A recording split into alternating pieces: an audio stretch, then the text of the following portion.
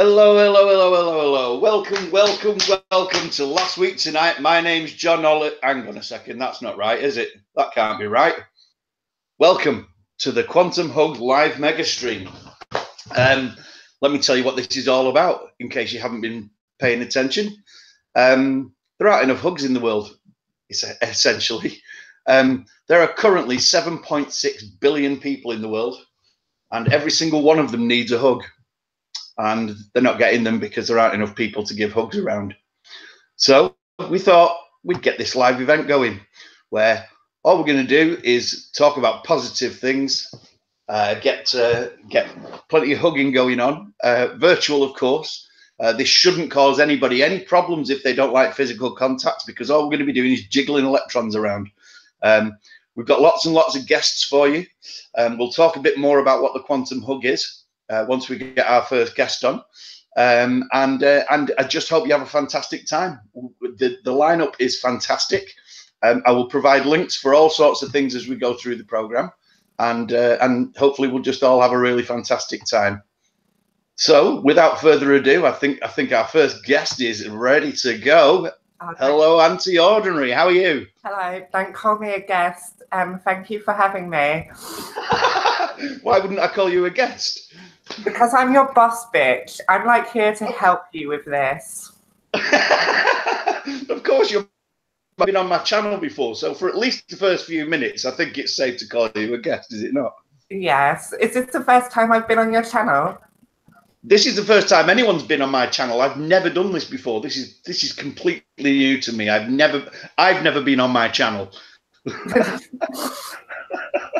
Well, that's cool. Me, in typical me fashion, makes your channel about me. Yay. Everything about you, Demi. You know that. It's what you're all about, isn't it? Of course. Hi, Demi. Hi, Kat. Thank you for reminding me 4 minutes. I literally just got out of bed. I probably should have given you a heads up about half an hour ago, but sorry about that. Maybe I should be a responsible adult and know the things I plan. Either one would be good. No problem. I just wanted to not leave without saying goodbye. I'm going to go take care of a few things, and I'll leave you guys to your talk. Okay. Before you go. Yes. Before you go, everybody thinks that I've done all this, but I really haven't. I've been the face of this Quantum Hug initiative, but in actual fact, Kat done all of the work. All I've done is go around and shout at people and make noises on other people's channels. I wouldn't say all of it. No, you have. It's been absolutely fantastic. Kat, shut up and take the compliment. Yes, absolutely. All right. Absolutely, but she's completely been responsible for getting my disorganized backside in gear. And for all those who are going to be joining the stream later on as guests, if you go and make sure that Kat is listening to you, she's serving prosecco and canapes in the green room even as we speak. Cool. All right. Well, thank you so much for the compliment and everything. I loved getting this ready with you, even though it was a bit frustrating at times. Because I didn't know if it was going to come together, but it kept coming together. So that part was awesome. And it's awesome because here it is right now, right? Here we are. Yes, so anyway, indeed. Have a good time, and I'll talk to you later. Bye, Demi. Is there a horrible echo? So somebody just commented that there's a horrible echo. Is there a horrible echo?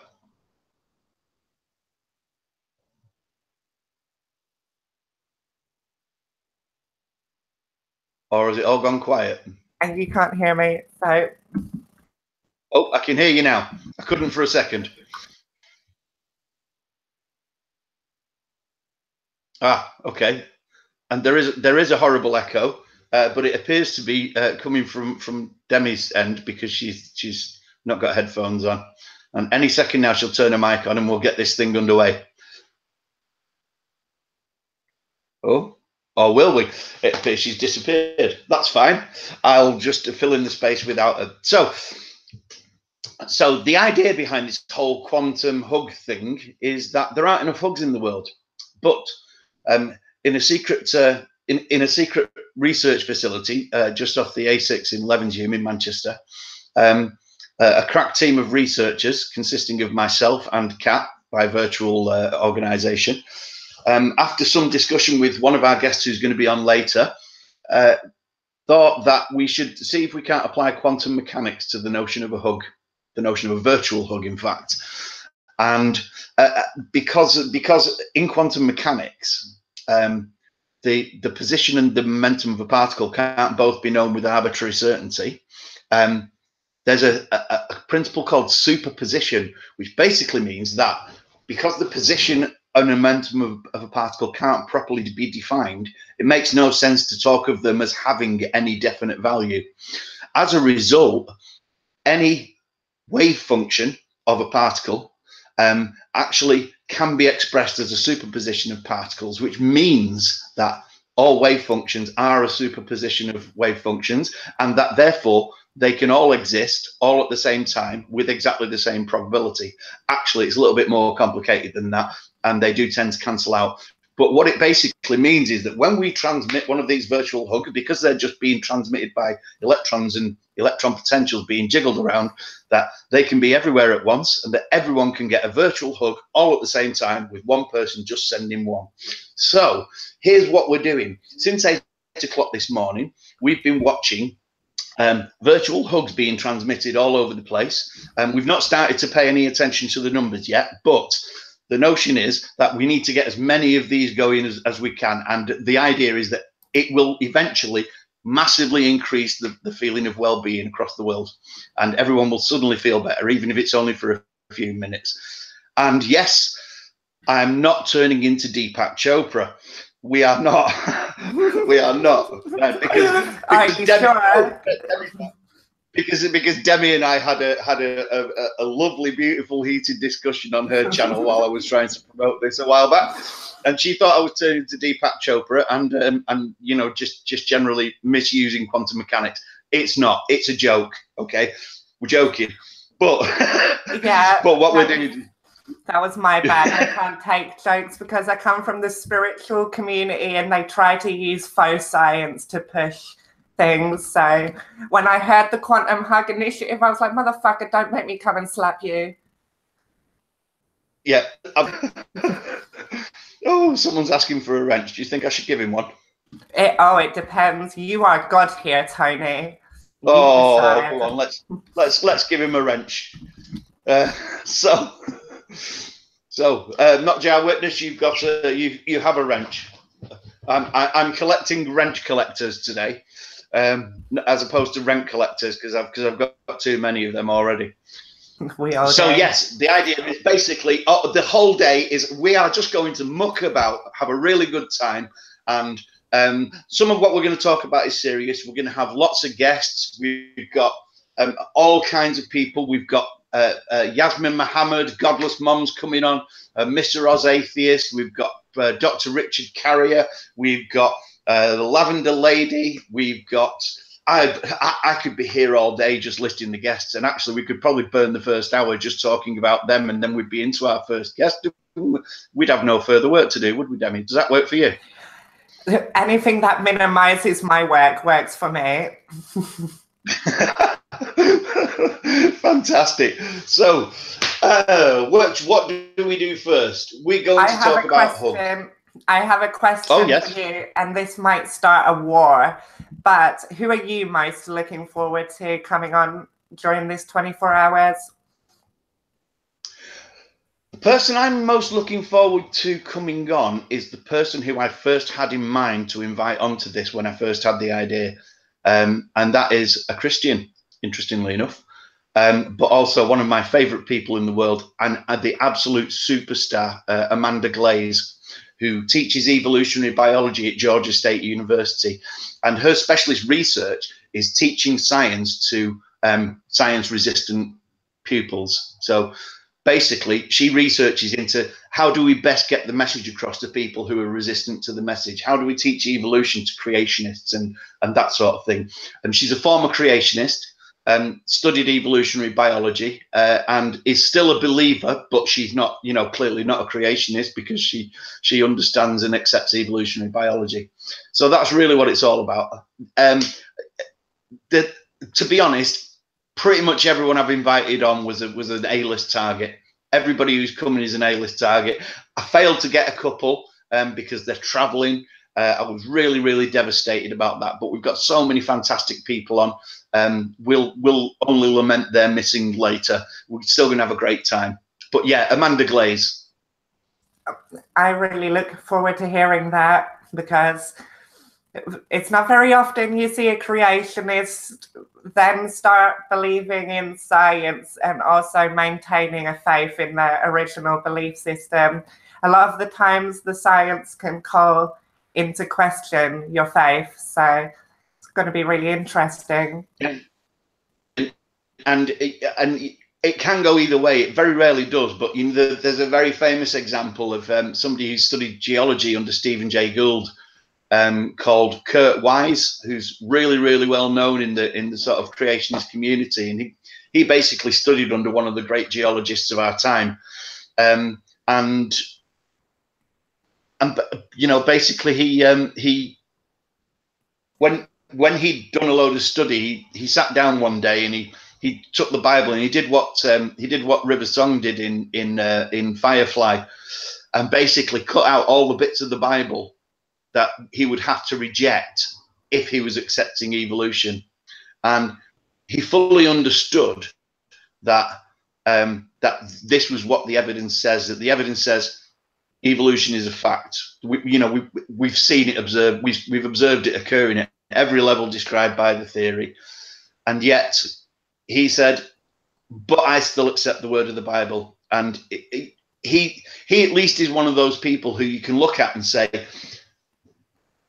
he understands evolution, he understands deep time, he understands geology, he understands all of the things that you know, people say we need this. If we don't have this, then it all falls apart. And he understands all of it. So the notion that creationists simply don't understand evolution is not necessarily the case. I mean, it's easy for us who spend any time at all in discussion with them that to sort of take away the message that none of them understand it, and that's why they're still creationists. But we can point to at least a couple of people who absolutely understand evolution, who understand it in intricate detail, yet still prefer to accept the word of God instead. I don't know why you might think that is, but I think that's because it's easy to do that. It's easy to refuse that something's literal in the Bible, because it's kind of just pick and choosing. Like now, a lot of people say the flood never happened. It was just a metaphor. Like, yeah, so as soon as you find out the earth isn't necessarily 6,000 years old, then they'll say, oh, well, the Bible never claims the earth to be 6,000 years old. It's just a person came across at a later date and decided that. So I think the reason they can still hold on to their religion, although they've been given more information than most people, is because with your religion you can pick and choose what to take literally. What do you think? This is something that I've spent a lot of time thinking about, because, as you know, I write about how we think about things, and there's this.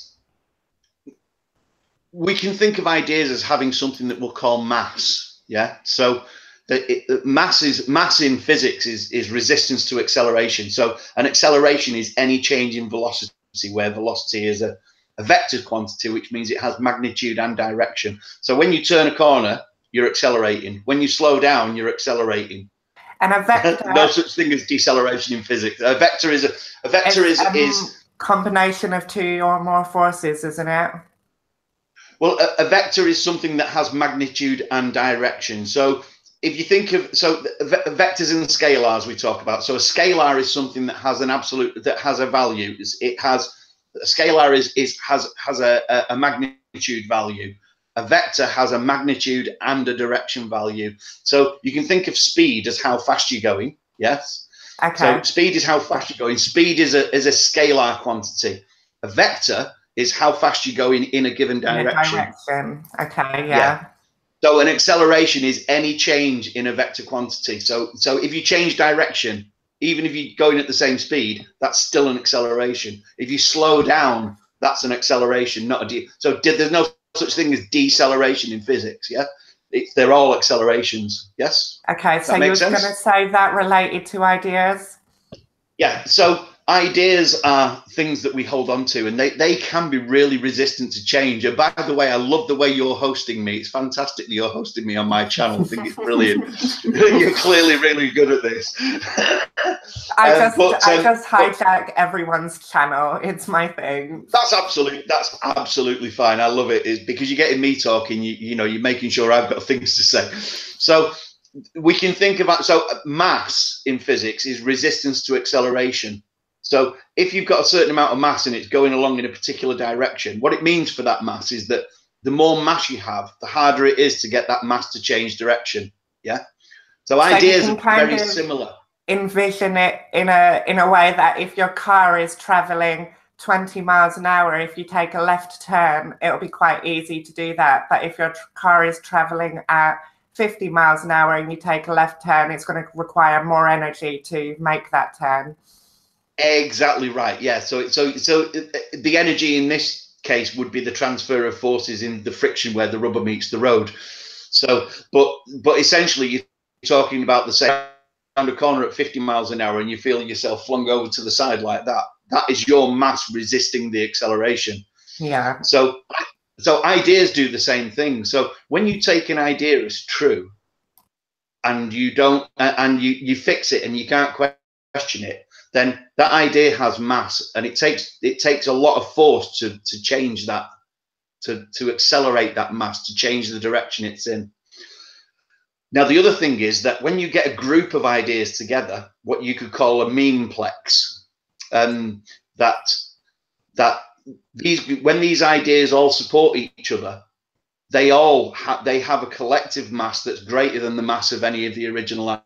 So that new information comes along and something contradicts one of those ideas but doesn't contradict the rest, it will tend to be rejected simply because you're trying to change the mass of something that's a part of something with greater mass. Yeah. So we go and we talk to create, and this is part of the problem, because when we're in discussion with creationists, we talk a lot about specifics, and we never try to address the mass of the topic all in one go. So what that means is we're bringing pieces of information in, and those pieces of information, they may well contradict little bits of information taken as true, but they will be rejected simply on the basis that they contradict the sum total of the ideas that are being held by the person who holds them. So often what it takes is to kind of plant, I find, what it takes is to plant little bits of information that don't contradict any of the ideas in the larger mass, but that are reliant on something that eventually will. And you just plant all of these little bits of information as you go. And over time, the mass of these other ideas that are working together will hold. And eventually, one piece of information will slot into place. And it's clear, because all these have been accepted and because you've demonstrated the truth of all these other little pieces of information, that one thing that supports this but contradicts this is enough to put a crack in the wall. And that's where the kind of deconversion starts in terms of hanging on to those ideas. So I wrote a lot. Is the idea that you put forth about a complex meme or a memeplex, whatever that was, is that supported by mimetic theory? Yeah, indeed. I mean, initially when Richard Dawkins in The Selfish Gene first proposed the notion of a meme, he was really building an analogy, but actually he's talking about ideas that kind of find root in collective consciousness, so that they grow mass by the number of people that hold them. So that's really what a meme is. I mean, we internet denizens now understand a meme to be a picture with some information in it that we kind of share around. But originally, it was just an idea that takes root in the consciousness. When you get lots of, I was going to say that's what a meme essentially was made. It was just made to represent an idea, and yes, the more valid an idea, it kind of follows evolution. It's a weird kind of resemblance to evolution of ideas. Yes. So yes. I just for anyone watching this who might not know much about the Meg theory, if I turn around and Tony had a problem with anything given in life, an example I've actually had in my real life is I can never open jars of food. I don't know why. I'm just cursed with these fucking jars that require Herculean strength to open.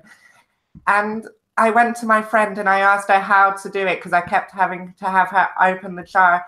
And she taught me that if I bang the jar on a flat surface, it messes with the pressure and you can open the jar really easily. Ever since that, because I found that idea so useful, I've passed that idea on to lots of my friends, and my friends might also do the same thing if they find the idea useful. But if my friend had told me something like, why don't you rub the top of the jar with your hand? And I'd done that and it didn't work, then I'm less likely to pass on that idea to help someone else. And actually, you could apply that same thing. So you can say that this thing of planting little ideas is akin to knocking the lid of the jar to change the pressure around in the jar. And over time, the more knocks you give, the more you kind of shift the jar around and change the pressures in the jar. So a plex is any combination of things. So it's why we talk about complexity, because complex just means made up of parts. Yeah. So you can have complexity really deals with behaviors that arise out of interactions. So a meanplex is just like a group of ideas that interact with each other, or that kind of thing. In a weird way, scientific theories are meanplexes, aren't they? Yeah, they very much are. Yes, because a theory actually is a collection of ideas. We talk about all of the definitions of theory that go around, but in actual fact, I formulated a definition not because I think my definition is better, but I think it better reflects how theories are what a theory is in science, without necessarily saying this is how scientists define theory. But when you're actually the other side of the lab door, this is what a theory really does. So a theory is it's the integrated explanatory framework that encompasses all of the facts, hypotheses, laws, and observations of a given area of interest. So this has been sort of well tested, well substantiated. They needn't be in actual fact. This is just something that's been written in layman's dictionaries. But in scientific thought, what a theory actually is it's just a collection of ideas that deal with a particular area of interest.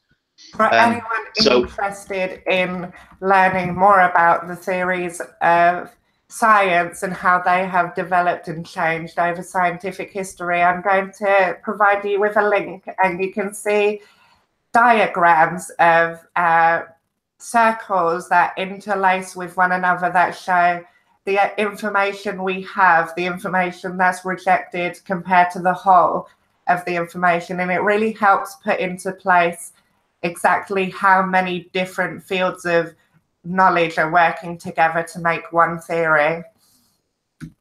Yeah, and it's something that comes up a lot, and I talk about this a lot because, for example, people say the common one is evolution is just a theory, or you say evolution's a fact, but everyone else says it's just a theory. Well, the thing is that we're actually talking about two different things. So a fact is something that's true. It's a data point, if you like, something that we observe to be the case. So we observe evolution to be the case. We've observed evolution at every single level described by the theory of evolution. The theory of evolution is the thing that describes the facts. A law is a description as well. A law basically describes the relationship between observed quantities. Yeah, usually mathematical, but it's the relationship between two observations. It says if this, then this. That's it. So they're descriptive. And a lot of people make the mistake of saying that you can't compare them to secular law because secular laws are prescriptive, but actually they're not. They are descriptive. So as we think of a secular law as being, you will not do this, but in actual fact, what it's doing is, if you do this, this is what will happen, and this is exactly what a physical law does as well. So it says, if you get caught speeding, you will get a speeding ticket. And you will have to pay some money or go on a speed awareness course or, you know, whatever. So it says these are the consequences if we observe you doing this. And that's all that a physical law does as well. It also partially comes down to how you, what part of a fact, or what kind of fact, should I say, that you value. So scientific fact isn't necessarily inherent fact to everyone. Scientific fact has been reached via experiments and tests to repeat a result, and they can verify this information, but you can't necessarily. Whereas I could look at something like the sun and say, that's the sun is there, and everyone else can validate that is a fact. So I think it comes, some people look at scientific facts as somehow less valuable because they aren't directly applicable to our everyday life. Sorry. Yeah, well, I think there is another point of confusion there, really, and I'm not saying you're getting it wrong, but the way I view a fact is, for example, what have I got close to hand? I have this. So I have this thing in my hand. Now, if I let go of it, it falls. That's what a scientific fact is. Not if I let go of it, it falls, but I let go of that and it fell. That's a fact. That is the only thing in science that we can call a fact. It's something that we have observed, and the observation itself is the fact. Yes. So I dropped that, it fell, it's true. It will always be true that when I dropped that, it fell. So we will then generate a hypothesis that says, when you drop things, they fall. Then we'll conduct a range of observations, and we might say, formulate a law of gravity that says when you let go of something, it falls to the ground. But actually, we can falsify that, and this is where falsification comes in, because for any idea to be, you know, there's something we call the demarcation problem in philosophy of science. So anything that we can't potentially falsify, we can't treat as a scientific statement. We can treat that as a scientific statement. So we can generate a hypothesis. When you let go of things, they fall. But actually, we know that's not true. It's false. Sometimes when you let go of things, they fall, but only when you're in a gravitational field. If you let go of something in space, it just stays there. Yeah. So it will still be a fact that when I let go of that, it fell, but it's not a fact that when you let go of things, they fall, because there are observations we can make that falsify that. Does that make sense? What would be the action? I'm not trying to falsify gravity, but as you were explaining this to me, I had this thought in my head that was kind of like, well, you say that when you drop that nut, it falls to the table. But what is to stop me saying that the Earth moves up towards it? So in space, the Earth could be traveling upwards and it could just catch up to an object. You're saying the object falls, but really Earth could be traveling at the rate of gravity upwards. That is an absolutely fantastic question. Take lots of things into account. I'm not a scientist. I am. No. Actually, that is a stupendously good question, and here's why. Because Newton's laws of motion tell us, third law of motion, every action has an equal and opposite reaction. Now, part of the content of that is actually that when I drop that, the Earth does move up to meet it. But all of that, of course, has now been refined because we have the theory of general relativity. And what general relativity says is that every observer has equal claim to being at rest. So under general relativity, it's equally true to say, when I drop this, it falls to the floor. But it's also true to say that the floor comes up to meet it, because every observer has equal claim to being at rest. that's actually what the principle of relativity is. In essence, it's that every single observer has equal claim to being at rest, and that all motion is relative. So from one point of view, the Earth came up to meet it. From another point of view, it fell down to the floor. Both are equally valid. So then how do we say which one is true? Because I don't really believe, I don't know, I wouldn't know, but I don't think the Earth necessarily rises to meet every object that drops. But how would we prove which one is correct? Because those are two very different things going on. You can't because they're both true. It's purely about, because for either one to be true, what you would have to do is to define a preferred frame of reference, and relativity says we can't do that. You know, even before we bring gravity into the picture, special relativity says there are no preferred frames of reference. So it doesn't matter whichever way you look at it is the correct way to look at it. So when Einstein was coming up with special relativity, of a clock traveling on a train, and he had a light clock, and a light clock is basically just a photon bouncing between two mirrors. So to the observer on the train who's got the light clock in front of him, that photon is just moving up and down, yeah. But to an observer on the platform, as the train's going past, the photon does this, so the photon's traveling further. And that's how we get to the idea that time and space stretch and squeeze, and that time slows down for the observer in motion. And both are equally valid. And the same is true when you bring gravity into the picture. So what he worked out, that the equivalence principle, is that being immersed in a gravitational well is exactly the same as being accelerated. Yeah. But other than that, essentially the whole content of the theory is the same. There are no preferred frames of reference, and each one is equally true. So I had an odd question. I missed a live stream last night with Scientist Mel, and I'm so gutted. But I was on another one of her live streams, and we were having a discussion, and I like to ask annoying questions for scientists, like, what is space? Like, I just love asking that question, because these people, we're talking to people that have more information than any of us will probably ever have. And I just love the fact that I can stump you and give you a question you can't answer. It's just like, yeah, you don't know everything yet.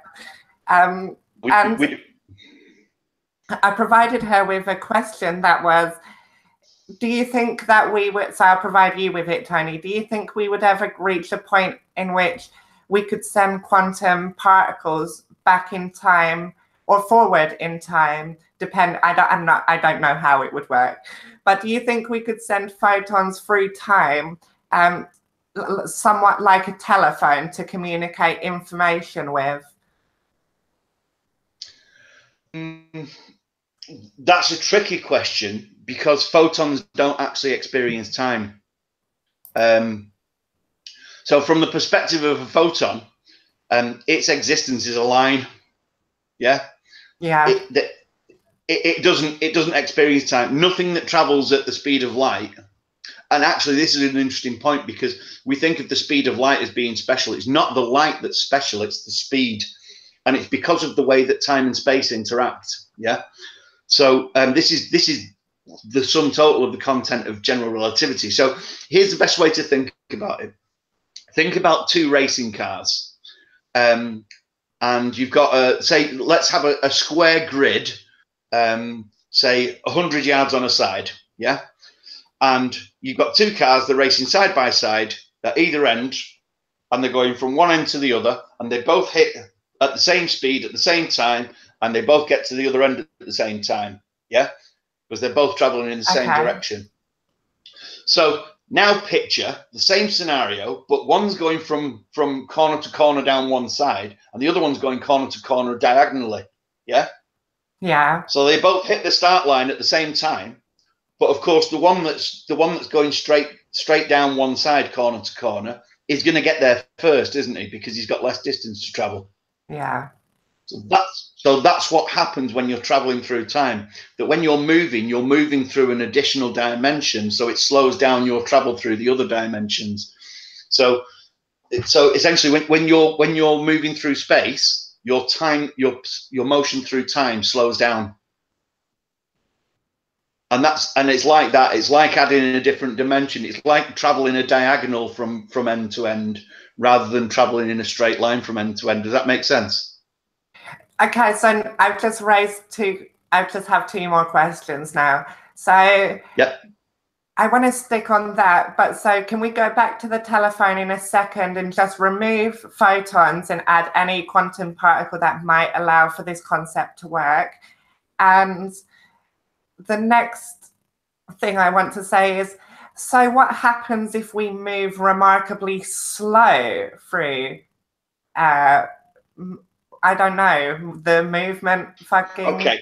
What happens? Yeah, yeah. So if we move remarkably fast, we can affect our movement in the time dimension, I guess. So what happens if we stop something to move remarkably slow, as in almost non-moving? Let's talk about the whole framework, because it'll clarify the question a little bit for you and it'll answer it at the same time. So what's actually happening is we're traveling through space-time at a fixed speed. Yeah.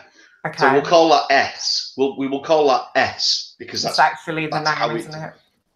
That's how it's usually denoted in the equations. Yes. So we travel through space-time at a fixed speed all the time. It is the speed, right? So this is, if you think of the speed of light in space, that's the speed at which we're traveling through all dimensions all the time.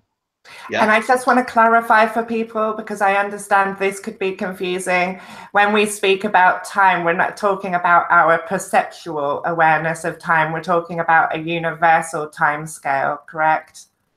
Yeah, we're talking about proper time. So in physics, we talk about proper time. So yeah. We say proper time in physics is now, but proper time is. So if you take two things that are moving at different speeds, yes, then they are actually moving through time at different speeds, because the faster you're going, the slower you're moving through time. So if you take two things that are moving, say something you've got moving at 10% of the speed of light and something you've got moving at 20% of the speed of light, they're actually moving through time at different rates. Yeah. Proper time is a time frame that travels between the two of them. Yeah. So essentially, proper time is with all gravity and accelerations and motion removed. So we can say that something that we can't actually define anything as static, because everything is static and nothing is, because everything has equal claim to being at rest. All motion is relative. So, but what we can say is that we can all of our motion through space-time is always at the same speed regardless. And we call that speed S. And S is the combination of our motion through space and our motion through time. So if all of our motion is through space, i.e. we're traveling at the speed of light, then we're not traveling through time at all. If all of our motion, if we aren't moving at all in space, then all of our motion is through time. Yeah. So essentially, we would have to go faster than the speed of light in order to go backwards. Does that make sense? Yeah, that does make sense. That makes sense, but it didn't really clarify. Are you going to continue to clarify? So my thing was, if I've got this correct, and I probably haven't, but let's just try. Okay, so. Yeah. Oh, okay. I've just had someone knock at my door. I'm going to say the question so that you can talk while I'm away. But my thing is, so a given particle or a given object is moving through the two different dimensions that we're talking about. And if we remove various factors, there's one standard time that they're all moving to, so to speak. Yes. So my thing is, that standard time after removing all factors, can we slow that down by removing the amount in which they move in one dimension? So let's say if I took a particle and I supercooled a particle to a state in which there was no movement, how would that affect the movement through time for that particle? It would move through time at S. So S is the combined speed for all space and time dimensions. If you stopped all motion in space, it would move through time at S, which is essentially the speed of light. So that's basically the relationship. So what we say is that S is your motion through space minus your motion through time. So what happens then is that if you stop all motion, all your motion is through time, and you move through time at the speed of light. It's a ridiculous thing to say that you move through time at the speed of light, but that's essentially what we mean, is that the speed of light is all motion through space. So you're doing the same thing through time. If you stop moving, all of your motion is through time, and that S, which if it was all in space is the speed of light, is actually all through time. So there are no changes there. So yeah, I mean, strictly, this is why we say that time travel into the past is almost certainly not possible. Now, it's worth pointing out that we haven't actually demonstrated categorically that faster than light travel isn't possible. We do think that it's not possible through space, and that's because of all of the things about special relativity that have essentially been confirmed. So it's been validated up the wazoo for a century now. Every experiment we've done validates it, but we've never actually had experimental confirmation that we can't go faster than the speed of light.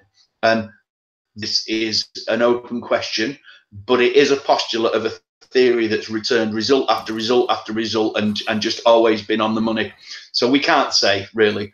I think time travel isn't possible backwards.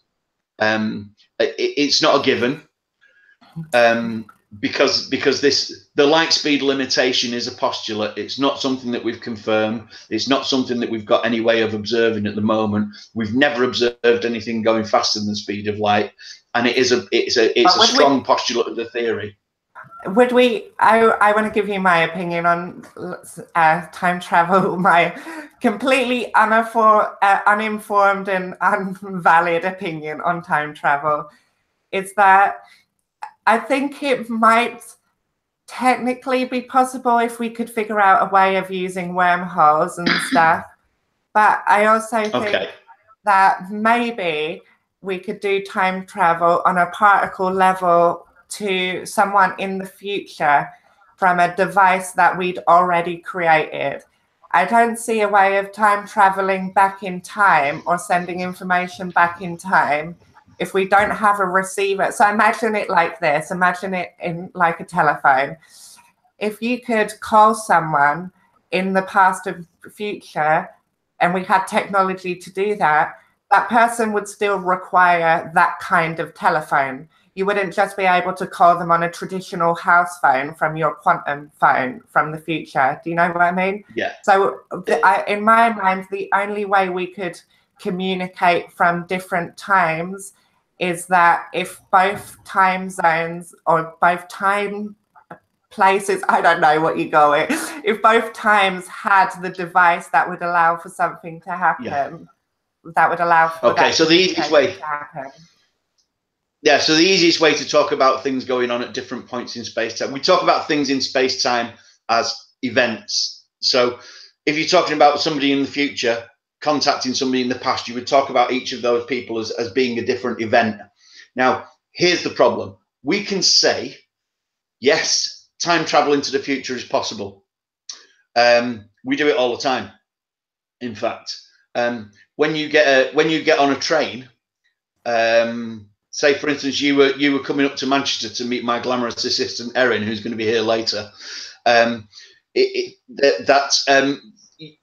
You are literally traveling into the future. And when I say that, what I mean is that time slows down for you. So the amount of time you experience between London and Manchester is less than the amount of time I experience between you leaving there and you arriving here. Yes? Unnoticeable, but yes.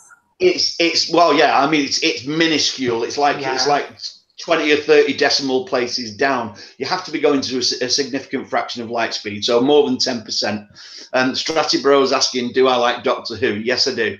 I'm not massively sold on some of the older stuff because I can't watch it now. It's like Prisoner Cell Block H, where all the walls kind of do that, and you know, if anyone slams the door too hard, everything falls down. But I do love the sort of modern iterations of Doctor Who. And I always thought that David Tennant was never going to get beaten, but I thought Matt Smith was amazing. And I have to say, I am so excited about Jodie Whittaker. I think she's going to be utterly amazing. Yeah, I love Doctor Who as well. I still don't think David Tennant has been beaten for me, but I actually really liked that bald guy that came before David Tennant. Before David Tennant before David Tennant was Christopher Eccleston. That's it, Christopher Eccleston. I really liked him as well. I didn't like Matt at first, but then Matt really grew on me, and I loved him. He was really good. By the end of it, I was upset that he was gone. The most latest older gentleman, Peter Capaldi. I haven't watched the whole of it, I think he's a good actor and everything. He just doesn't. I don't know. Every Doctor brings their new and unique personality to the character in their own way, and to me, it just didn't meld very well with the Doctor's known personality. No, I agree, and to be honest, I think the problem with Peter Capaldi is that he just wasn't quirky enough. Yeah, and the quirkiness is something that's kind of always been. I used to love Tom Baker. I thought he was brilliant. Quirky and bombastic and all of that stuff. So I thought he was amazing. And I thought that John Pertwee was good. But then Peter Davison and, you know, the ones who came after, I wasn't impressed with because they were just kind of a bit meh. But yeah, no, I mean, I love him. I wasn't massively sold on Peter Capaldi. But did we cover everything about time travel? So I think so. Yes, the time travel into the future is possible. We can do that. If I was to, for example, if I was Andromeda, which is 2.5 million light years away. Yeah. And actually, we could do that with current technology. All we'd need to be able to do is to maintain an acceleration. Seriously, we can. Yeah, I think we'd probably be dead before we'd arrive. Well, hang on a second. Let's just see. I probably would because I don't think I've got this long in me. But no, you definitely would. I would be off of the face of the planet as well. Yeah. Do I seem really old to you, Demi, because you're so young? Is that what it is? Am I an old man now? Yeah, you're my great granddad of YouTube. My great granddad of YouTube. You fucker. So, no, but seriously, Andromeda's 2.5 million light years away. And all we would need to do is to maintain an acceleration of 1g. If we maintain an acceleration of 1g and we left there now, we maintain the acceleration of 1g and then we basically turn around and put the rockets on to slow down. And it would take us about 25 years to get there. And then we turn around and come back and 50 years will have passed for us. It will take us 50 years of travel time. Problem is, by the time we get back to Earth, 6 million years have gone by. And that's what we mean by it's perfectly possible to time travel into the future.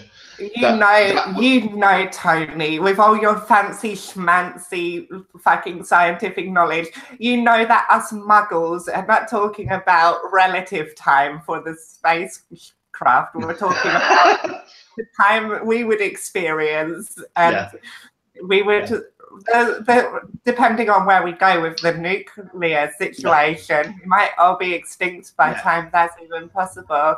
Now, on the notion of wormholes, just because we've got about 4 minutes left before our next guest comes in to talk about whatever it is that he wants to talk about, which I'm not sure about, that on the notion of wormholes, we have big problems. And the big problem is this, and this is totally aside from actually getting the thing to work. We would have to have a completely different understanding of the dimensional manifold. String theory would almost certainly have to be true, but not only that, there'd have to be another time dimension. Because at the moment, if you get say a wormhole is possible, it's possible. We've talked before, haven't we, that micro wormholes probably exist all around us. Well, they've already been proven to exist. They've been shown to exist from studies coming from the CERN Super Collider. Oh, I'd need to see the studies because I've not heard of that. Let me provide you with it. They know that whilst they're colliding particles, wormholes come into existence for I don't even have a unit of time to explain how small. Yeah, it'd be like picoseconds at best. It's honestly, it was a word I'd never heard of before, and they come into existence for almost tiny little flashes, and they expend so much energy in that time that they can't sustain itself. Was the word femtosecond? Yes, I think that might have been it. I honestly can't say though. So anyway, just to get back to the point, because we're rapidly running into Marty's time,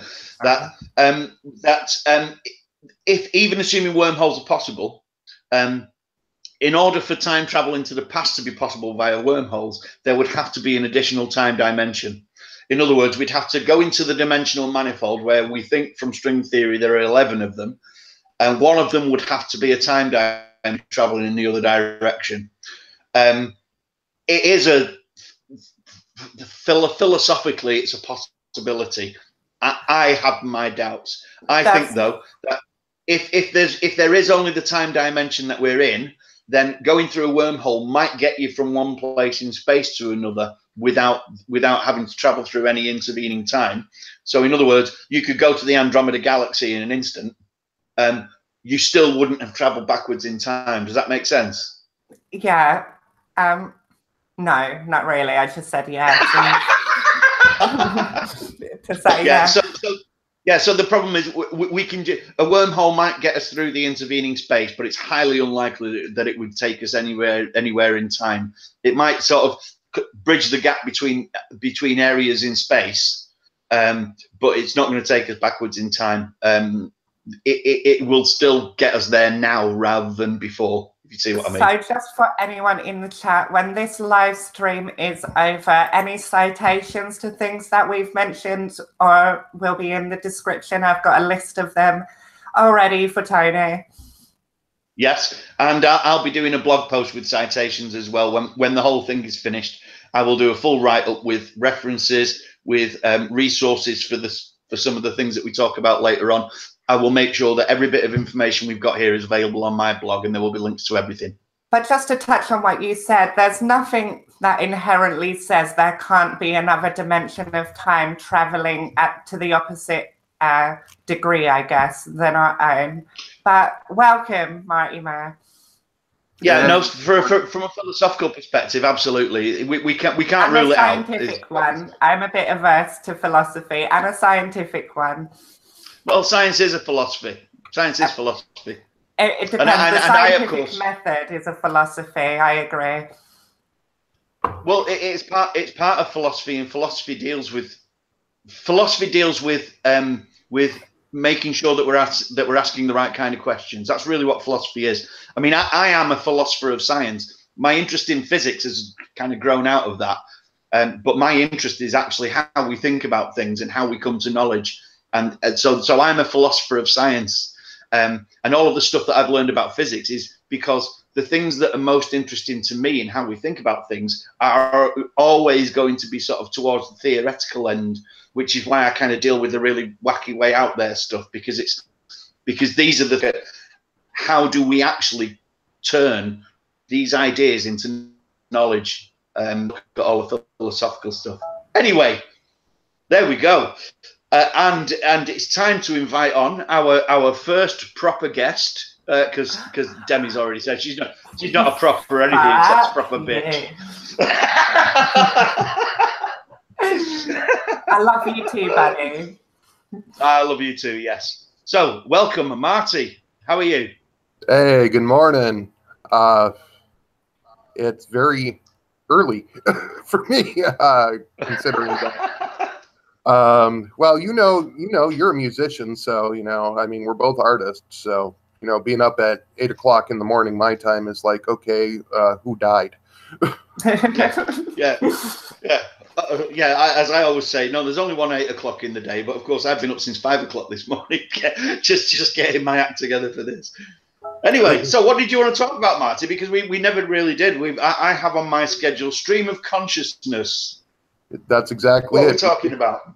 We just go. We just well, first introduce myself. You say that you're a gobshite with a website, and me, I'm well, the same. But I'm an artist. I'm a writer. I'm a pain in the ass. Computer tech, networking tech. You know, just yeah.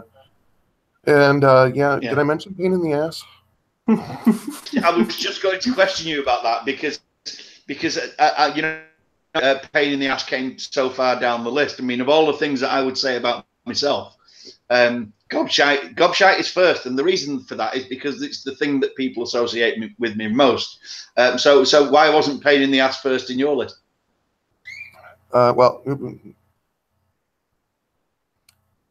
oh, I'm gonna get you for that, Tony.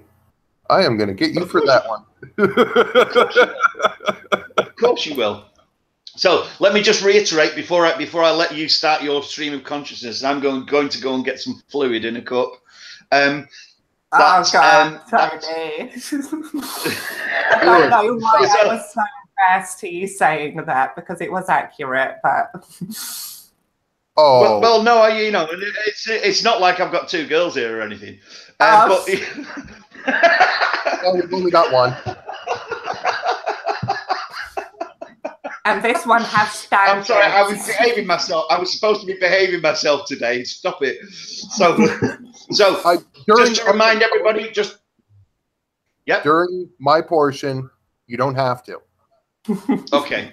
That's part of consciousness. Okay, so here comes Marty after this message from our sponsor, and our sponsor wants to tell you that this is the Quantum Hug Initiative live mega stream.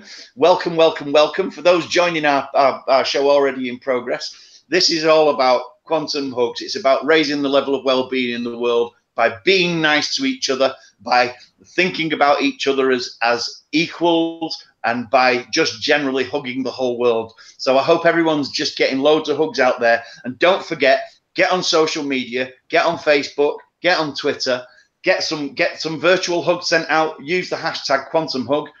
If you go to my Twitter account at @hackandslash2, you will find resources at the top of my page, including an image for Quantum Hug if you want to use that, or you can use your own, or you can use a GIF, or you can use whatever you like, but get those Quantum Hugs out there. We're going to be counting them up at the end of the day, and hopefully we've got enough to fulfill our research potential and crack the world and break the internet, and that's really what we're all about.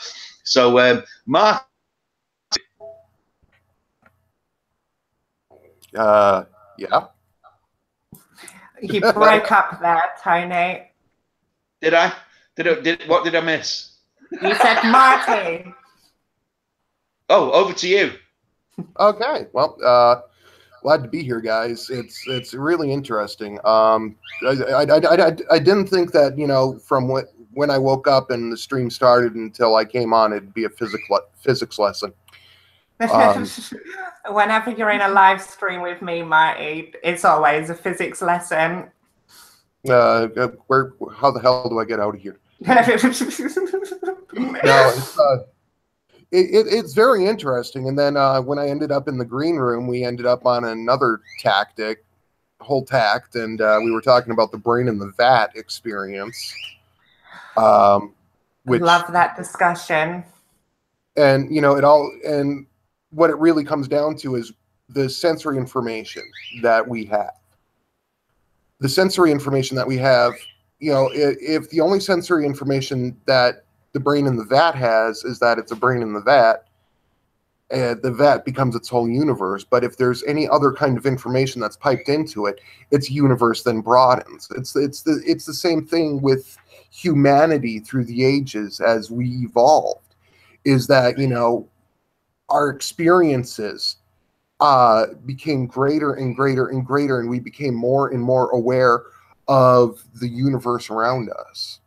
And in a lot of ways, what it was, you know, as we became aware in our, you know, early ages, we had all these questions, and these questions were answered by the mythology that the gods, the goddesses, this, that, the other thing, and as time grew on, the religion answered those questions. Now we have science, and science is answering those questions. And we're growing out of that need for the mythology that we had back 6,000-7,000 years ago, even, So, devil's advocate, do you think we're growing out? Well, you said you do, so I'm asking a redundant question. But do you think we're growing out of the need for this mythology, religions, etc.? Or do you think there's just a growing number of people that don't rely on them anymore? From my opinion, or from my position, it's more like religion and mythology has been there because people are stupid. In general, there are a lot of highly intelligent people on this planet that have progressed our species, but in general, we're really stupid. And religion, theologies, mythologies, they really help us feel as though we understand the world, even though we don't necessarily. So do you think that it's really lessening our need for that, or do you think there's a higher increase of intelligent people that analyze these beliefs critically? I think that that's a false dichotomy. I think that if you've got the people that are intelligently challenging these beliefs and rationally examining them, then they're growing out of them. To say that, okay, are we really beginning to challenge these or become more intelligent as a species, and then say that and make that different from the fact that we're growing out of them, you're creating this false dichotomy where we're both saying the same thing. It's just using a different method of speech. Good call. I agree. Because if you look at it, if you look at our entire recorded history, it's social evolution. So I guess my question then gets brought down to, what do you think is the measure by which you think we're becoming more intelligent as a species? You broke up there for a moment. Sorry. So what do you think you brought my question down to, what do you think is the criteria in which we use to measure our species becoming more intelligent? I truly believe that it's as we start to understand more, as we start to answer the questions that mythology once answered for us, and as we start to replace those superstitions with fact, that you start to really see the evolution of our species, maybe not physical, maybe not mental, and I hesitate to use the term spiritual, but you really just start to see things changing for us as science began to answer the questions, and even all the way back to the Enlightenment in the 1700s.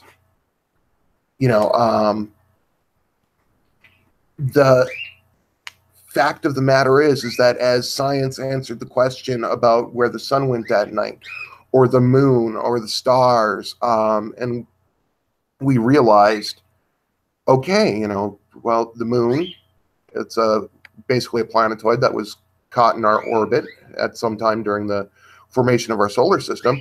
I don't know about you, but I believe the moon is a hologram projected above the flat Earth. So you're just a science shill. Okay, remind me to prove to you using a whole bunch of photographs, whole bunch of actual stuff.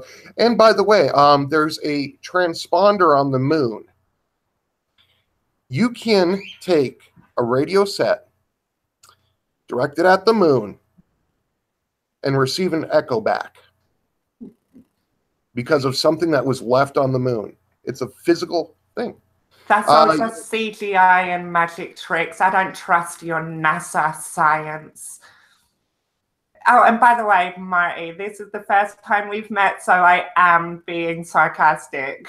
But oh, I know you are. Good. I know you are. I don't care. I mean, I really don't care. It's not that big of a problem there. So, to come back to what you said about us progressing, I guess I disagree with you. Just from my basic opinion, is that I don't really see it as us progressing. I see it as the majority of the human race piggybacking on the success of the very few humans that have existed, and that those few humans are just anomalies given the number of humans we have. We give birth to so many different humans all of the time that it's likely we're going to come across some geniuses that progress the species.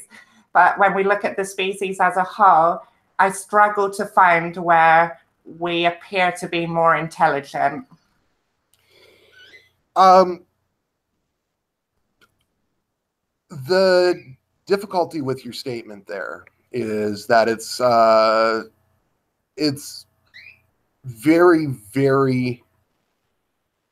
Now, you know, I really try not to view things through such a negative light. Okay, I'm far from an optimist, very far from an optimist. But what I see is that challenge even more and more. The long-held mythologies, the long-held beliefs. And even with, you know, the arts changing, especially because if you want to chart where the world is going, look at the arts. If you want to see where we're heading as a species, look at the arts. The arts are changing again for the better. We're beginning to learn how to create again. And instead of just echo what's gone before. And that's what really gives me hope for the future, is the fact that these arts, the music sucks. Okay, I'll be honest. The music nowadays sucks. But if you're looking at literature, if you're looking at just the arts in general, I mean, who would have thought even 2-3 decades ago that we'd have a Broadway musical based upon the founding of our country, starring nothing but minorities? That would be a blockbuster. Yeah. It's trying to touch on what you said about artists being able to create again. I think a lot of the new creations have been enabled by our progressions in technology. Just as an example, I'd recently experienced this art program on a virtual reality headset, and the kinds of art you can produce in that medium are unlike any art that you could actually have within the realistic world, because it uses perspective and things in ways that we couldn't. So I think a lot of our new progressions in artistic expression are a result of the progressions in our technology. Would you agree or disagree with that? I believe that anything is a tool. And by the way, you just contradicted your entire statement about humanity not changing or evolving. Okay, no, okay, well, okay. I may have, if that's how you took my statement, but my statement was in reference to intelligence. Yes, but creativity is directly related to the intelligence. Yes, it can be, but those who are creative are not necessarily intelligent in the way that we consider beneficial to our progression, in the way they've progressed our sciences and our technology. Then if that is your criteria, your view is too narrow. Okay. I'm willing to accept my view may be too narrow. That's an opinion. but I don't see where arts, let's use acting or painting, has led us to the developments in our society that the sciences have. And yes, my criteria may be rather slim, but it's the only real thing I look to in our society, and I can point directly to our resulting in our progression. Do you contest that? Yes. Okay, and how would you do that? I will contest it on the basis that expression and creativity is as needed in science as it is in just the general arts. Stephen Hawking, coming up with his theories, used an amount of creativity in a different way than I do. But it's still creativity. You have to have the idea, the hypothesis, and you need the creativity to come to that, to figure out how to prove it. Well, I will concede that yes, scientists do need creativity, especially if we're talking about scientists along the lines of Stephen Hawking, people that have thought up hypotheses and theories that most people wouldn't even be able to imagine. Definitely requires imagination, which does in turn require creativity. But it comes down to my point on philosophy.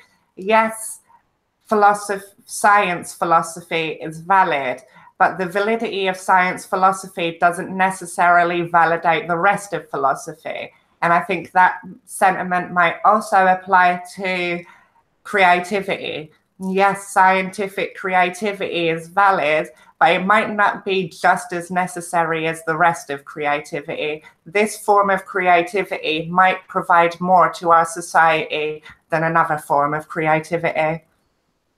Again, I'm going to disagree because I'm seeing you putting things into a box instead of opening the box.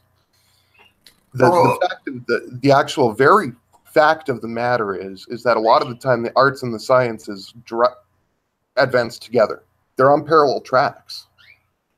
And that can be shown throughout history. One of the greatest scientists of his age was also a phenomenal artist.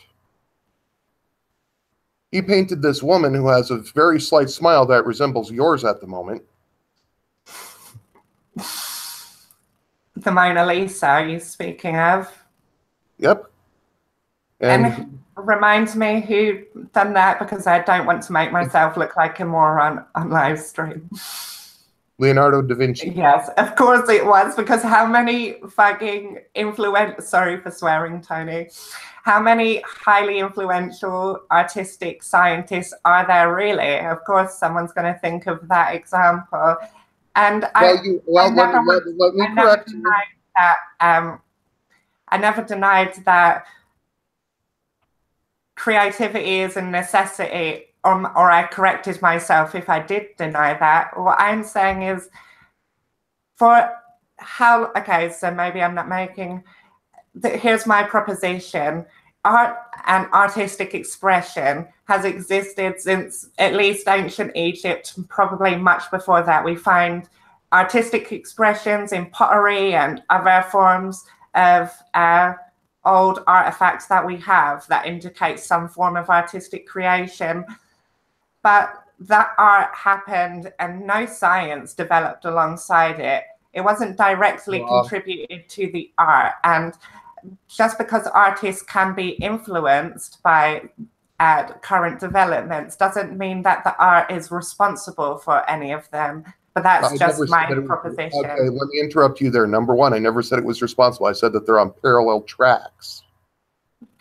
Number two, you say that just because art such as what we've seen in the pottery and stuff doesn't mean that science advanced. I disagree entirely, because just the very fact that have you ever watched a potter at work? Yeah, I have. Probably, I haven't spent a lot of time doing such a thing, but I have, yes. I'm going to bring up a certain kind of pottery. It's called raku, R-A-K-U. You can look this up. It's very, very interesting. What happens is they create the pot, and then they spray it before they fire it.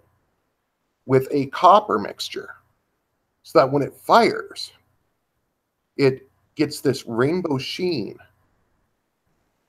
And it goes from black to rainbow colors. And it's one of the most beautiful things that I've seen in the world. And the way that it was found out and the way that it was done was in the Orient. And I'm really going back into my art history here. And teaching me some stuff. It's good. When they discovered that, it also triggered several other discoveries on a parallel track. Even just the glaze that is used has other uses. So to say that, yes, it is necessary, but science and art have always been on parallel tracks. And you actually proved my point. Let me finish. I'm seeing you starting there. I'm seeing you taking. Yeah, I'm on Tony's streams, so I am much more professional. Yep. Meanwhile, I can see Tony rolling his eyes over there. Hey, Ron. I saw you rolling your eyes, Doc. So before I've rudely interrupted you, what was you going to say, Martin? You actually proved my point because you were discussing about the VR art creation program. Could you elaborate? What drove that? What drove the thought of virtual reality in the first place?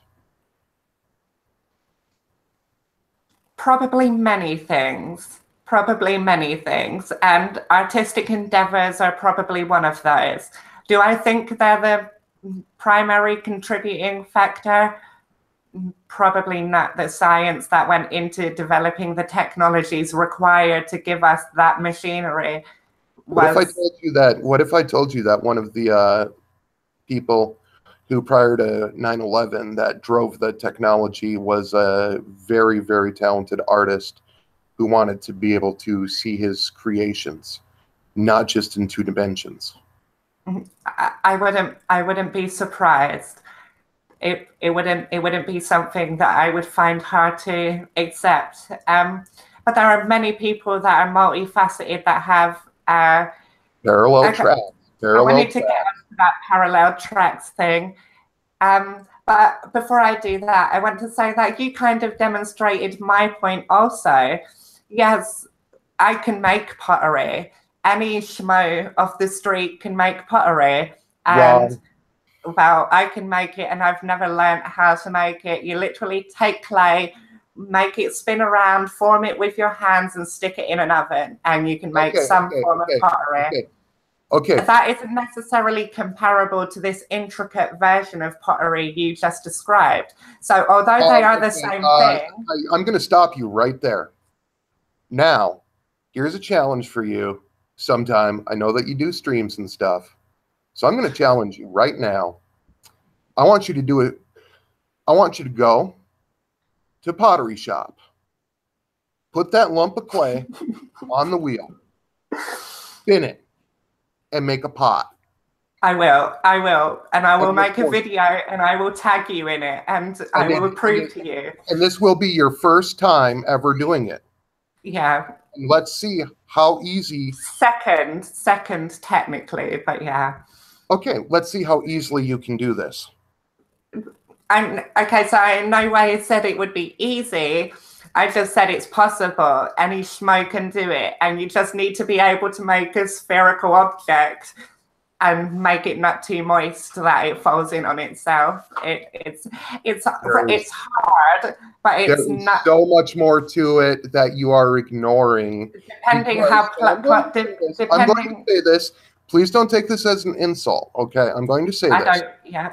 Okay, don't take this as an insult. The reason why you're making this overly simplified is because you're ignorant of the process. Yeah, I can accept that, but it still wouldn't be inaccurate to say that any person could make pottery. We had children of a class of 30 in my school, and out of those 30, 20 of them came away making some crappy form of pottery. if children have the ability to do it with basic directions, can it be an artistic form? Can it be an artistic form that a person would desire? Okay, no, but that's different. I never said that. I didn't. It is because at the very beginning, and I love where this conversation is gone, but at the very beginning, I said to you that pottery can vary in its intricacies, and it can be harder to make one version of pottery than another. And that kind of stands to reason for my point of creativity. Your actual statement was any schmo can slap it on the wheel and make a pot. Yeah, that was my direct statement. Yeah. Yes, and I will completely disagree with you. I never said that any old schmo could stick a lump of clay on there and make a desirable pot. I just said a pot, and it doesn't. No, because still, I've seen many people attempt this, including myself, which is why I gave you the challenge. And I'm fully intent on taking you up on that challenge. Genuinely, I'm going to do it. Yes, I want to see this happen, and I want to see it in its entirety. That means if it takes you 2 hours to spin the thing, including the cussing, the swearing, and everything else that will come with it, I want to see it. You can time lapse it if you want, but I want to see the entire process. You will. In the next couple of months, that video is coming out. My point is, before you so kindly interrupted me, was that I'm an American. And it's good because I'm usually the one doing that. So I like it. I don't feel so guilty. But my point is, like pottery, some forms of pottery are more complex than others. And the same can be said for creativity. You might like one form of pottery, but dislike a whole other, like mine. No one's going to like the pottery I produce, but you might like pottery someone else produces. The same can be said with creativity, but the difference between the creativity in science is that creativity directly drives technologies and developments that impact our society. Are you familiar with Star Trek? Yes, I love Star Trek. What's your favorite? I would actually say my favorite is probably the recent one, just because, and I'm going to be hated for that, but just because it's the most fresh in my mind. Discovery. STD? Yeah, yeah. I never heard of it like that, but yes. If I know how to make the sign of the evil, if I knew how to make the sign to, ward off evil, I would right now. Oh, here's one. The power of Christ compels me. So anyway, I know Star Trek. The thing, okay? Now, are you familiar with how many technological advances came about because of the creativity that was put into Star Trek? Okay, so I just want to clarify something. With this statement, are you saying that you're clarifying? No. No, I'm clarifying. I asked you a very simple question: yes or no. I can't give you a yes or no. Now you're doing the false dichotomy. I have to clarify first before I can give you a yes or a no. I asked you. I will repeat the question, and I will show you that it's not a false dichotomy. I asked you if you're aware of the technological advances that came out because of Star Trek. No, can't hear you, Tony. I'm aware of the technological advances that are influenced by Star Trek, yes. Some, probably not all, because Star Trek is literally like The Simpsons when it comes to predicting future technologies.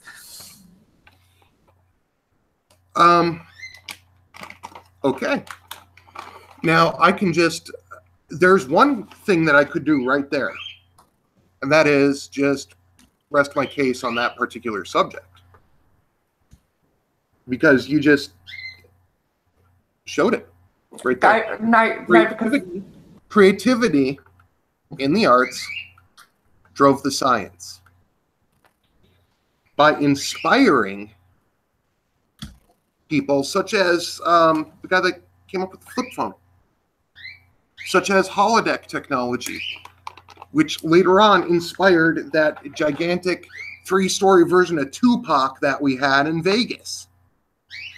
Okay? Okay.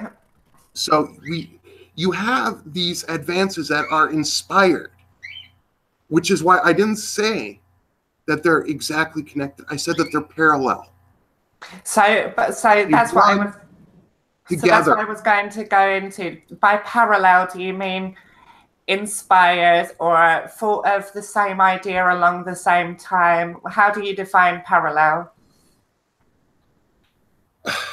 Parallel are. I can go by this. What I want to do is actually, hold on one sec. You're making me look up something. You can use the classical definition of parallel if that's what you're referring to. I'm finding it hard to apply that into this directly. Maybe that's because I'm a moron. So analogous to another. Sorry, repeat that. A person or thing that is similar or analogous to another. Counterpart, analog, equivalent, likeness, match, twin, duplicate, mirror. Probably counterpart, analog, or mirror are the synonyms that I'd use in this particular situation.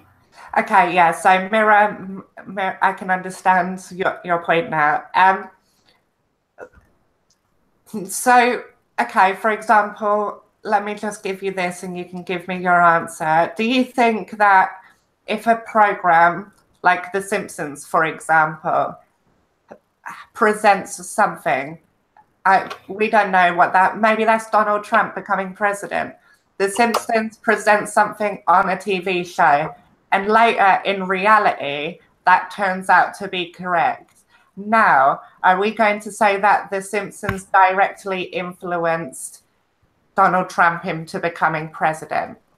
Well, here's the thing, because, again, false analogy, because that's not, we're on the subject of the arts influencing science. The Simpsons is a part of the arts. We're not saying the arts influencing insanity, which it has done. I mean, think of Van Gogh with Starry Night. The story behind Starry Night is that was actually the view from his sanitarium room. The point I'm making is that when we look at the arts, we normally can only say, oh, look at this technology after the fact that it had happened. And there are many, many, many different forms of technology in Star Trek that have not come to fruition, that have no real likelihood of coming into fruition. And so then we're taking the hits and ignoring the misses, is what I'm saying. It's like confirmation bias. Yes, we have flip cell phones now, and yes, they had flip cell phones in Star Trek, but we're only saying that now because we have them, and we're looking back to the fact. But the fact is that if you interview these people that created this technology, you can find out that they were directly inspired by X. X usually is the arts. So that's why it's on parallel tracks. And I would actually submit to you that, I mean, I'm a very, very technically minded artist. When I'm working on a piece, I am very conscious of focal point, where I want the eye to move. All of these things that if you break it down, is incredibly scientific. But yet, my job is to manipulate you. Essentially, yeah. Yeah, my job is to manipulate you throughout it. And to do that, I have to know where the focal points will be, where your eye will travel on the piece. If there's a specific emotion that I want you to feel, I have to choose the color scheme. If ultimately I'm a black and white artist, because I much prefer the purity of the ink line. You know, I don't think in black and white. I mean, I'm not religious. I don't think in binaries. I think in just this wonderful, wonderful. Everything is beautiful in its own way. Can I just clarify? I've really enjoyed this conversation, Marty. Oh yeah, I'm enjoying it quite a bit. I mean, I just wanted to clarify, if you can see behind me and if you could see my house, I'm an artistic person. I'm in no way degrading the value that art has on individual people. Like, I like to think that some of my videos at least border the artistic line. I'm not going to go quite so far as to say artistic, but I hope they're bordering that line.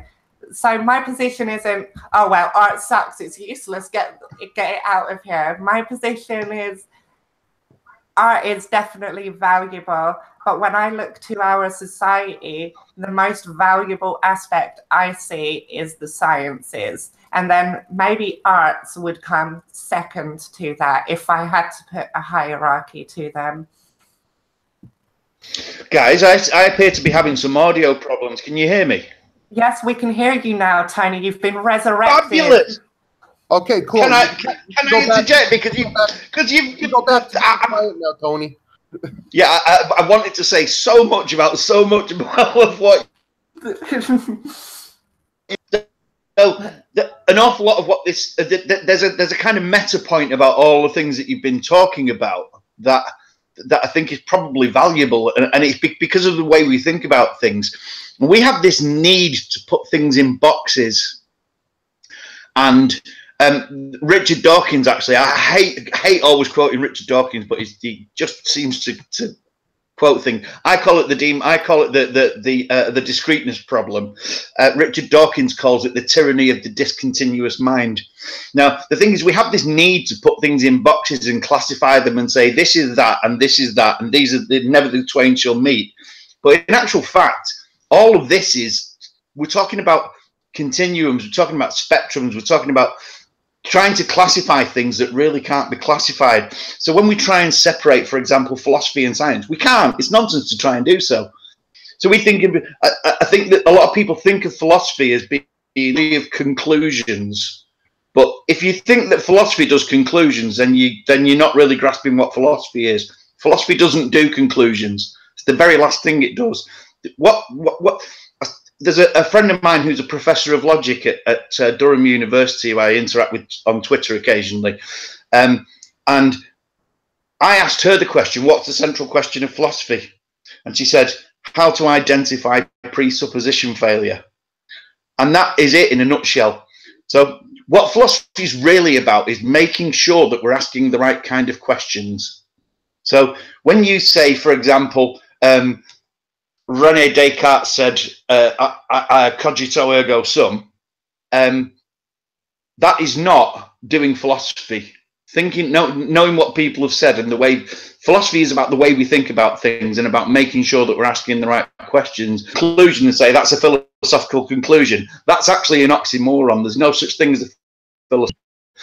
So what we do with philosophy, once we know we're asking the right kind of question, is we say, right, what method can we apply to the question? Now we know we're asking the right kind of question. What method can we apply to it to try and answer it? And those are the things that flow out of philosophy, and science is one of them. And actually, I'd argue that art and science are very, very deeply intertwined. I'd say that the first artists were doing science. It's not science as we understand it today, because we've got this vision of science where it's all theories and hypotheses and laws and observation. But in actual fact, the first person warm up the sides of a bit of clay and make a pot out of it, or to carve out a piece of wood to put some water in it, he was doing both art and science at the same time. First primate to pick up a bone and hit something else with it and learn that you can break things by hitting things with things. He was doing science, and he was also doing art. And I think that trying to separate things like this is problematic in all sorts of ways. I think we're thinking about these things as being in boxes when really they don't belong in boxes. Does all that make sense? Did I make any sense at all? Yeah, that made complete sense to me. Do I agree with it? Somewhat, but not completely. Well, I wouldn't expect you to agree with all of it.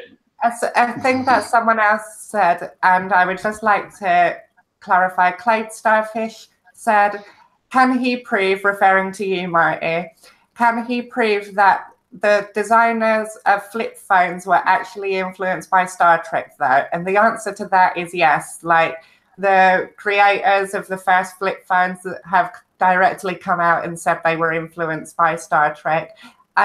We disagree on this point, but I know that much to be true. But the point of his comment I do agree with, and it's the point I was trying to put across, but not so eloquently, is convergent ideas can happen and do happen. And so looking back at art and saying, oh, well, this inspired it, without direct confirmation, we don't know if that wasn't just a case of convergent ideas. Well, when I'm discussing... there's actually a broader point. There's a broader point. Let me just interject because there's a meta point here as well, which is that, for example, if we look at evolution by natural selection, and we think like, natural selection is the driving force of evolution, but actually we know that there are other factors as well.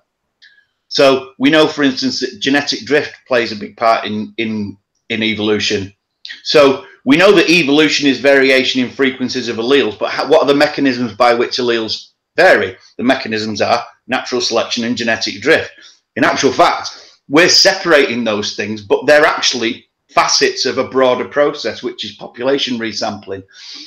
In context of this, we're looking at the creative processes as being separate from the scientific processes. But anybody who's done any work in experimental design knows that you have to be creative. You're not just creative when you come up with a hypothesis or the theory. You have to be creative when you're coming up with the means by which you would test it.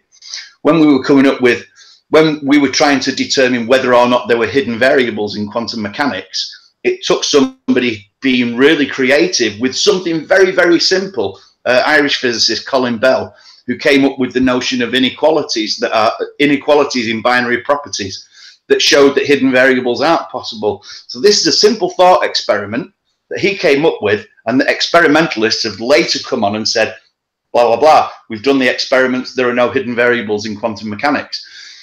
So I think that trying to, at all stages, if we try to separate things like this, then actually we're missing the bigger picture. And that's why that's really my point, the point that I'm trying to make, because it's really important that we see the picture for what it is. And it's nice to look down at the details, but to look at the details as being parts of a separate thing is entirely wrong. Our intellectual processes are our intellectual processes, and that's the framework under which art and science and everything else that we think about, philosophy, it's all one process. Yeah, that's really what I'm trying to say. Yes. And I agree with Demi, any schmo can go and make a pot. Whether or not one person would find it aesthetically pleasing is another matter. And I do mean one person. And I reject your challenge because I can deal with your challenge just in conversation. Whether you would... Okay, no, let's see you physically do it, Tony. I don't need to. I don't need to because simple logic defeats your point. Simple logic defeats you. Anybody can make a pot. Whether or not the pot is fired, shit is about to go down. Okay, right, no hitting below the belt. I want a clean fight. Exactly to you, Tony. You can't. Yes, anybody can. But here's the thing. Yes. The reason why I make the challenge is I want to see somebody physically. The result. I want to see somebody physically do it. It's kind of like put your words where your mouth is, or like if I'm going to make a claim, prove that claim. Well, the thing is, I've made pots before, so it wouldn't actually, it wouldn't get us anywhere. That's the reason. It's the simple act of creation. Yes. Okay. I mean, it's not a challenge to me, though, is it, Marty? Because I'm an artist. So. Have you made a pot?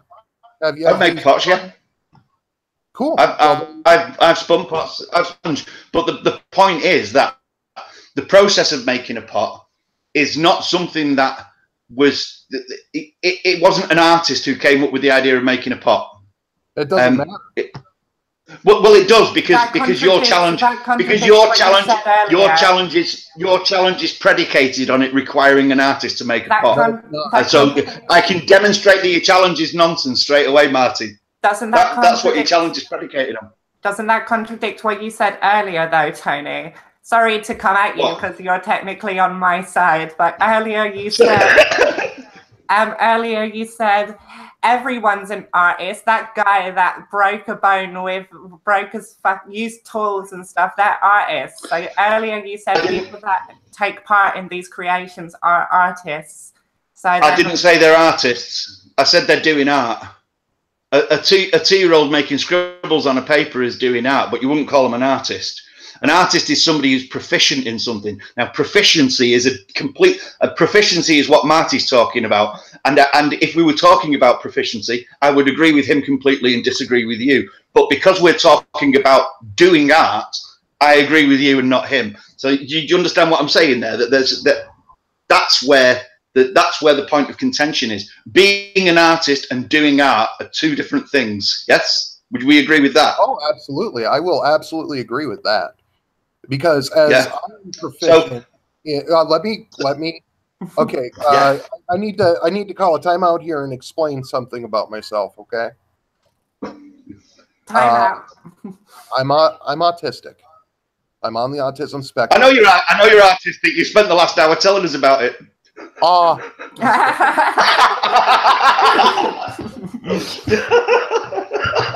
I thought that was a good one. Maybe I'm being insensitive. The issue is coming when I have you both coming at me from different directions. Yeah. Let me respond because I completely lost what I was going to respond to Demi about. Oh, we all do that. Well, no, the reason that I'm stating this is that I need to respond to one person at a time. Okay. So if you make something and if you make a statement or question or claim, please let me respond to it before Demi jumps in so that I can keep track of things up here, because it's very, very hard for me to split it. Split my attention, okay? I should have made this clear before we even started. Okay, and I apologize. Absolutely fine. No, it's fine. We have clarity. Carry on. Okay. So, and that actually brings up another very interesting thing about the arts and something I actually wanted to talk about, even though I'm kind of hijacking the subject of one of your later streams. If we can change tactics here for a minute, is that the mental illness that I have does contribute to my art in quite numerous ways. From single-mindedness to complete a picture, to even the way that I view a creation of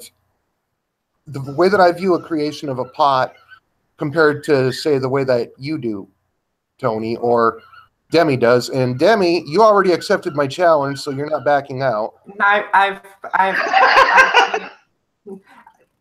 I will do it as well because I know I can, and I just want to spite you. Oh, this is gonna be so wonderful. I look so forward to it. But this was an amazing first time to meet one another, wasn't it, Marty? Oh, it was. I hate you already. I love it. I hate you too. No hate. Hugs, please. Hugs, please. Hugs all around. Demi and I are joking when we say that because we've thoroughly enjoyed this conversation. We've thoroughly enjoyed all of it. And it's just, you can see it just in the way that we've been interacting while you were silent. I hijacked. Oh yes, I know. I was watching. I wasn't silent. I kept trying to get in because I'm like you. I lose the thread if I don't get in straight away. I kept trying to get in, but nobody could hear me, so something was going wrong. But anyway, so you were saying, Marty, it was wonderful on our part. It was wonderful for us. It was for us as well. We might have to figure out a way to drop your connection again and hijack your stream. Sorry, bye, Tony. This is now Demi's channel. Cheers. Oh, well, okay. Bye then. No, it's just, but the most interesting thing that I have is that, you know, when I'm working especially in my main field of study and my main field of where I've concentrated my work in, and yes, we both love you, Tony. We are joking. We're just being putzes. My main field of study and what I've been working towards my entire career is to work in comic books, which is a very linear storytelling method. You know, you have to tell the story panel by panel by panel. And yeah, sequential art. It's one of the most wonderful, challenging, frustrating, nut-busting things that I believe any artist can ever attempt. And there are some times that I pull off a page and it works exactly as it's intended. There are other times that it doesn't. But the point that I'm making is that, you know, just like the earlier discussion about how I use science to draw the eye, well, when I'm doing a page, I have to draw that eye, you know, in basically a kind of Z shape. I have to make sure that each panel leads to the next, to the next, to the next. And keep in mind, you know, that pretty much all of my readers would be Western. Therefore, we read from left to right, you know, whereas I try and read manga and I'm just like, okay, right to left. Okay, where the hell does this panel fit? You know, and it just doesn't work out quite as well for me. But you know, it's so interesting when you break down, because a lot of this stuff I do automatically now, you know, as I'm working.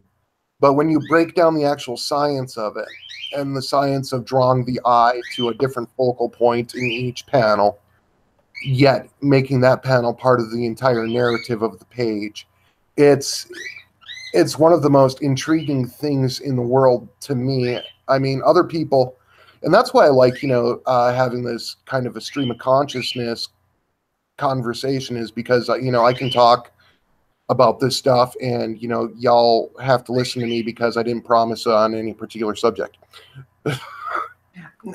Yeah, that's why none of my live streams are structured either.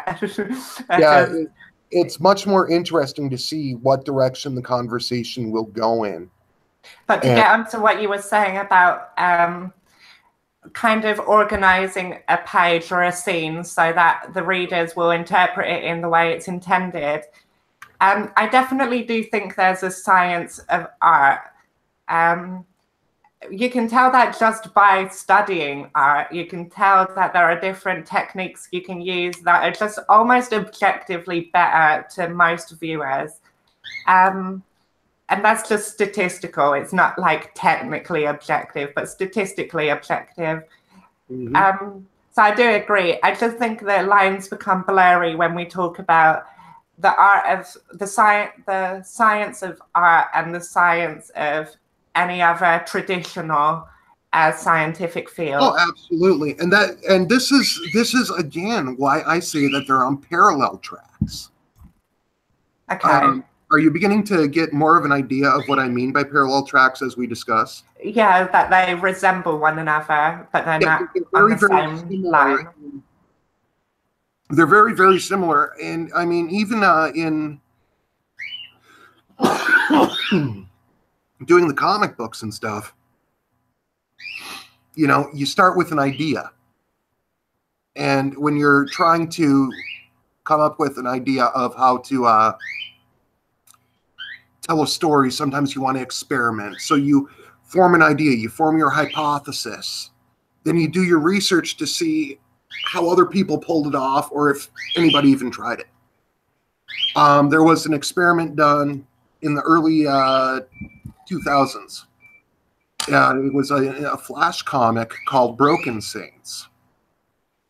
And it was done entirely in Flash animation. All right. And it was one of the first times that somebody had told a massive story using nothing but Macromedia Flash, which at the time wasn't as advanced as it is now. And, you know, and I mean, that inspired me. I would never try it because I hate doing animation of any kind. But, you know, it was very interesting to see how they did it. There's other, you know, like if I want to look at experimental page layout, I'll look at like McFarlane or some of early Starlin's work, or even Mike Netzer, or more Mike Netzer than Neil Adams. You know, it's just very interesting. You know, look at the different art styles, look at these things. But getting back to what I said, you start with your hypothesis, you do your research, and then you run the experiment on the page. And you see if it works or not. Okay, so I think for most of this discussion, we've essentially agreed with each other whilst disagreeing with each other, which is That's amazing. basically it. You know, I think that what it comes down to is the semantics of the discussion. Yeah. You're approaching it from more of a hard science. Yes, Or definitely. the natural hard sciences, physics, stuff like that. I'm approaching it more natural. The soft sciences. Yeah, a more naturalistic view. Yeah. So my question, I guess, is what do you think is more important? And that might be the wrong question, to clarify it if you want. What do you think is more important, science or arts? The sciences or the arts? They're equal. Okay. In my mind. And of course, I would say that being an artist. To me, I truly believe that the arts and the sciences have to be equal. I agree. I'm neither a scientist nor an artist, and I disagree respectfully. Just because I have quite a not necessarily black and white brain, everything in this world is nuanced.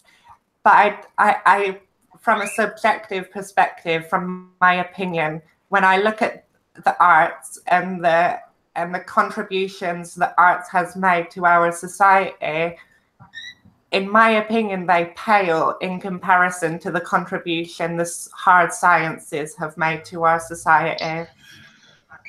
Okay, there is. Tony, let me catch this one.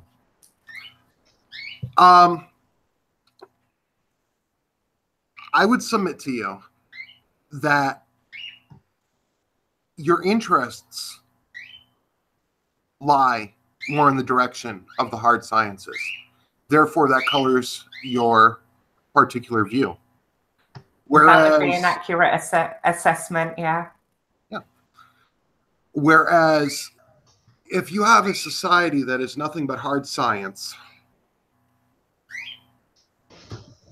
with no art,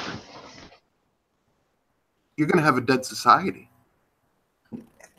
It comes back to a discussion I find myself having often with my friends Jennifer or Mrs. Snarky, is that I understand the things we would lose from art if we just hypothetically took art out of society.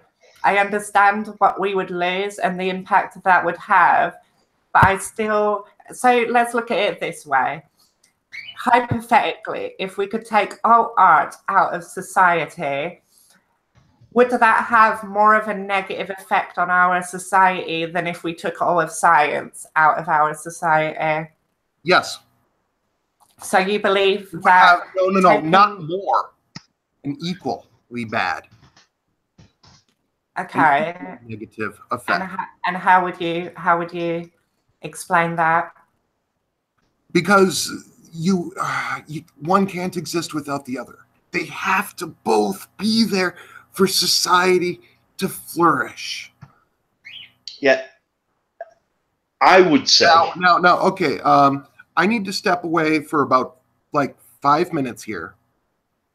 You guys can finish up this particular time. When I come back, it's going to be open panel until my time is done.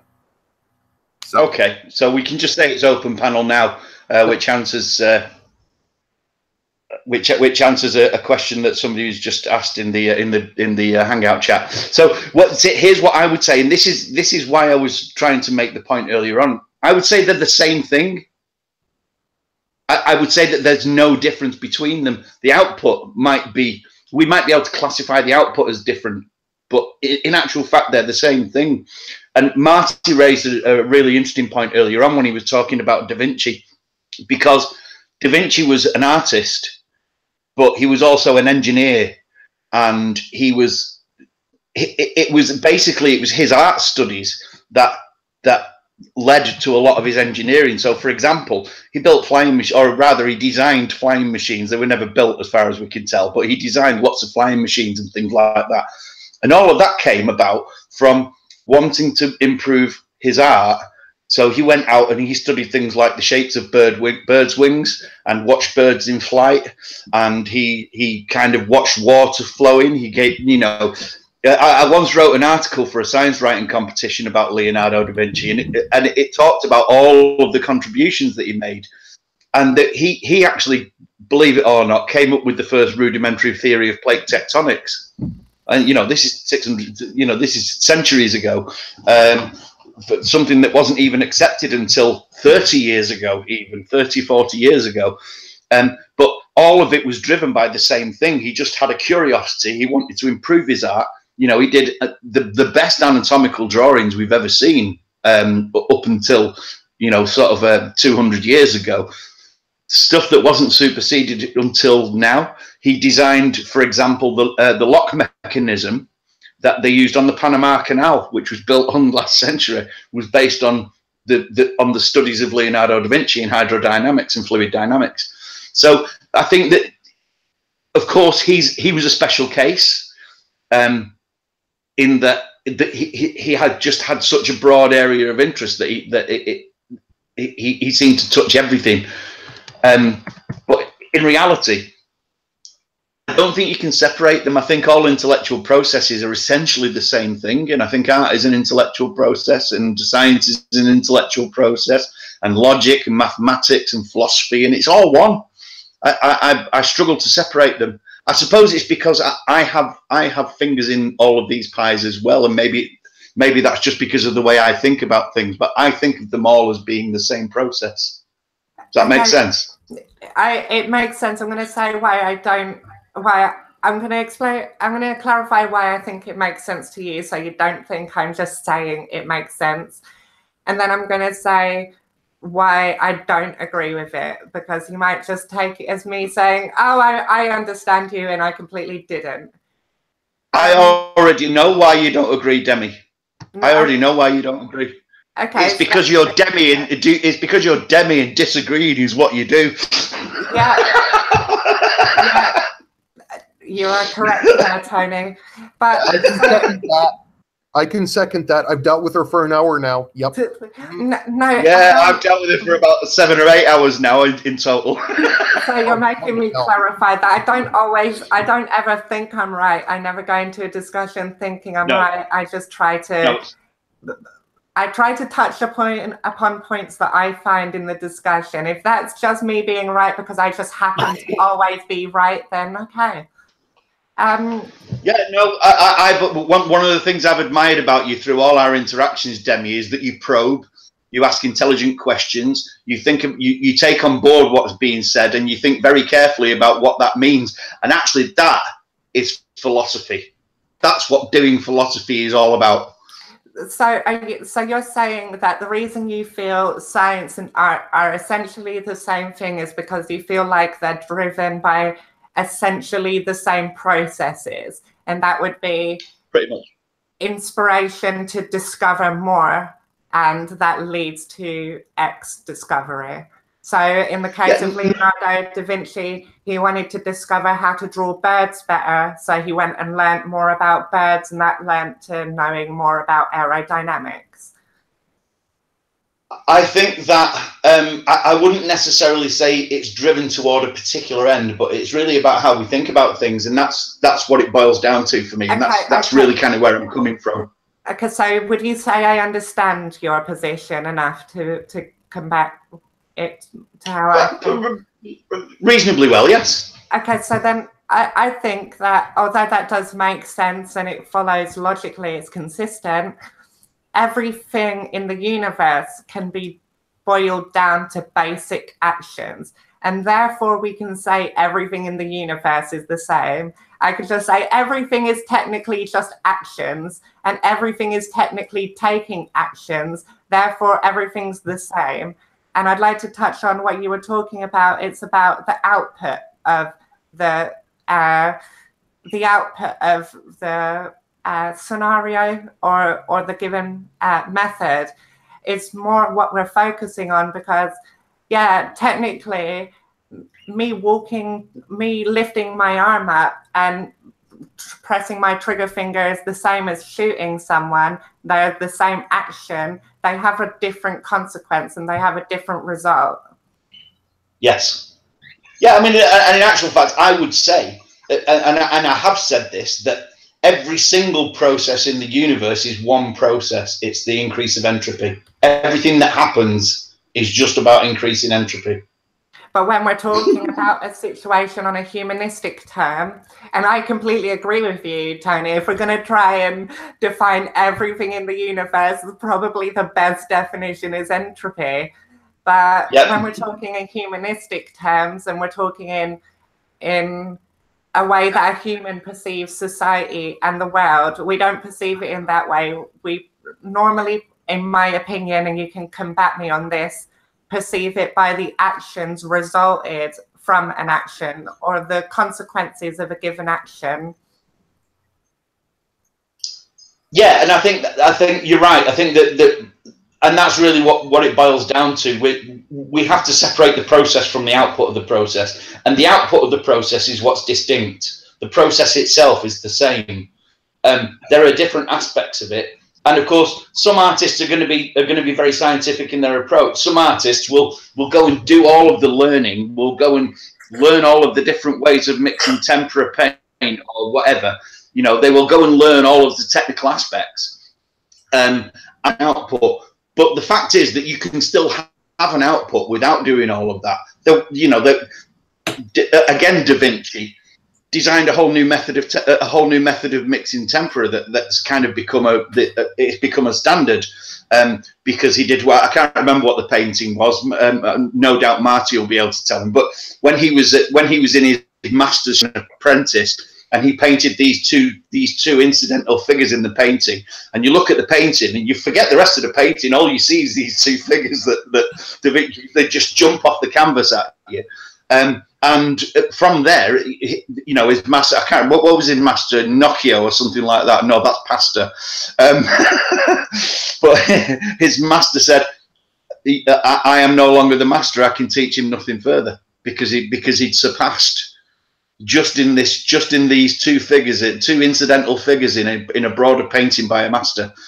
Madonna of the Rocks, maybe, or something like that. I can't remember. But ultimately, the output is what makes the distinction, rather than it's the result that is different, not the process that gets to the result. If you see what I mean. That's why I contest the statement that art is the same as science, because the outputs are remarkably different. Art and science are the outputs, yes, and that's really what I'm saying. But the underlying process is the same process. It's just that the output is different, and it's the output that we're talking about. So science isn't the process. Science is the output of the process. Art isn't the process. Art is the output of the process. But the process is the same. It's the same process. It's a shared process, but they're still separate. Yeah, I'm not the host. Can I butt in whenever I want to? Of course you can. I had a comment in my head that came up a couple times while you guys were talking. What do you consider the realm of imagination to be? Is that on the artistic side of life or on the science side of life? Both. I think it underlies them. Right. Well, I think, you know, looking at something like the extras on a DVD for something that had groundbreaking special effects, for instance, it took someone thinking about wanting to do a thing and then finding out that they didn't yet have the means to do it, and then driving forward to like make those means happen, either by paying someone else or something, you know, making it happen themselves. So it's really like the imagination is where it all starts, and the desire to see something happen or to wonder if something is true and then to go and find out about it. You know, once you look at something and you say, I wonder how exactly that works. And then the drive is from there. So it's always like imagination or curiosity. So I've spoken too much already in this live stream, and I'm just going to give my really quick answer. And I would say I don't think it's either. I don't think it's a scientific thing, and I don't think it's a artistic thing. I think it's a human thing that we express in different ways. So some people will express their imagination or their creativity in a direction towards hard sciences or soft sciences, and some will apply that imagination to creative arts. I agree. I agree, and actually, that's the broader part of the process, because imagination is part of our intellectual ideation, and that's really what I'm saying. That part of what we do when we intellectualize is we think about what we already know. And part of what we do when we intellectualize is we project what we already know into what we could know.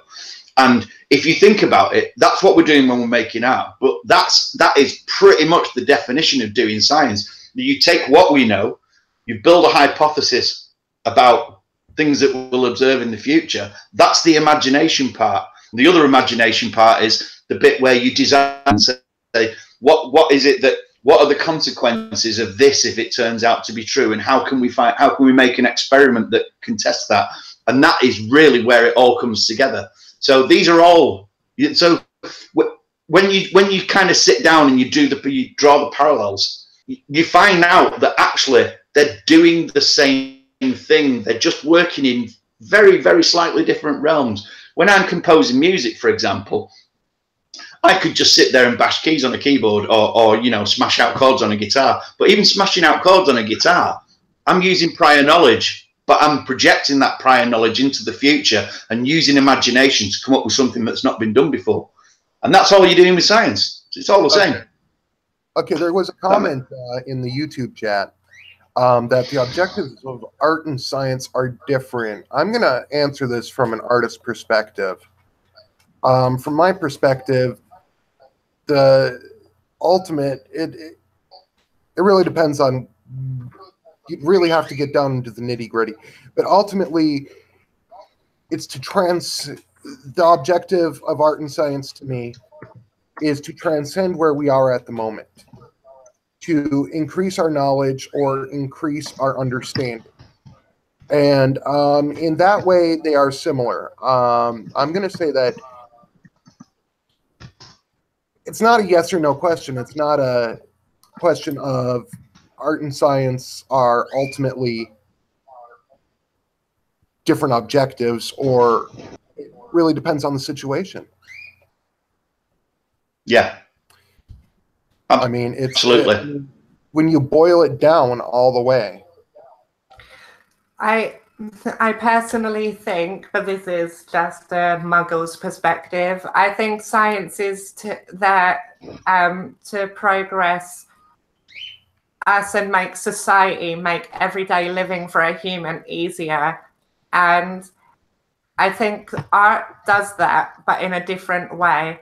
So science can do it quite mechanically, and science can provide us with things that can directly do the things we need them to do, being that a car can directly get us from A to B. A phone can allow us to communicate with people across vast distances, whereas art can provide people with an emotional and a psychological benefit that comes from the expression.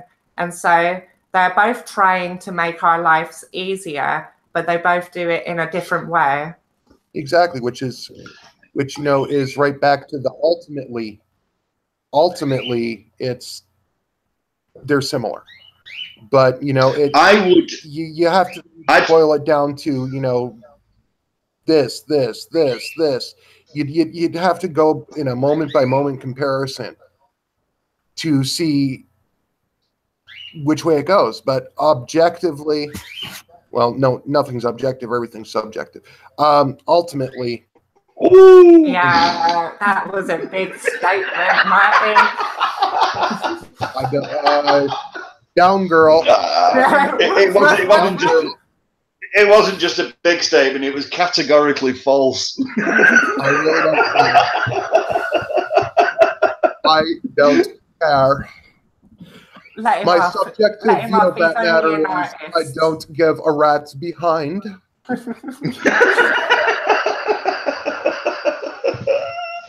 So there was a point I wanted to make, and it was, oh yes, I remember, about the notion of what the output of our lives better. Actually, if you look through the history of art, the vast majority of art is devotional. And actually, I don't know. Did you ever read my piece about art, Marty, that I guested on Molly Brooks' blog? No, I bet you didn't, did you? Yeah, I think I did. I wrote a piece about the first time I saw a Caravaggio in the flesh, and yes, I read that. And it talks a lot about sort of the history of devotional art and what so devotional art had a function. And the simple fact of the matter is that most of the people who were adherents to the church, and there was only one church at the time, were illiterate or semi-literate at best. And the purpose of devotional art was to cow the subject into submission, the congregation into submission, to wow them, but also to convey the stories in the Bible, because all the Bible was in Latin and nobody read it apart from the priests, and that kind of went until the 17th century, until sort of Martin Luther and the Reformation. But the vast majority of devotional art, which actually accounts for most of the history of Western art in some sense or another, is actually about it's functional as much as it is aesthetic, because it's trying to talk about things. It's pure propaganda, in fact. So I think separating them in terms of one being making our life easier by making us feel better, or by looking nice and bringing up the emotional, a lot of it was purely about information, and you'd have to say that science is very much the same in that respect. Mm-hmm. No, absolutely. Now, since you nailed me on a categorically false statement, I'm going to nail you on one. Go on, then. That at the time that there was one church, which okay, so there was Eastern and Western Orthodox. So, but yeah, okay, I'll concede that. At the time, Tony, it has to do with official, whether or not it was official or not. So okay.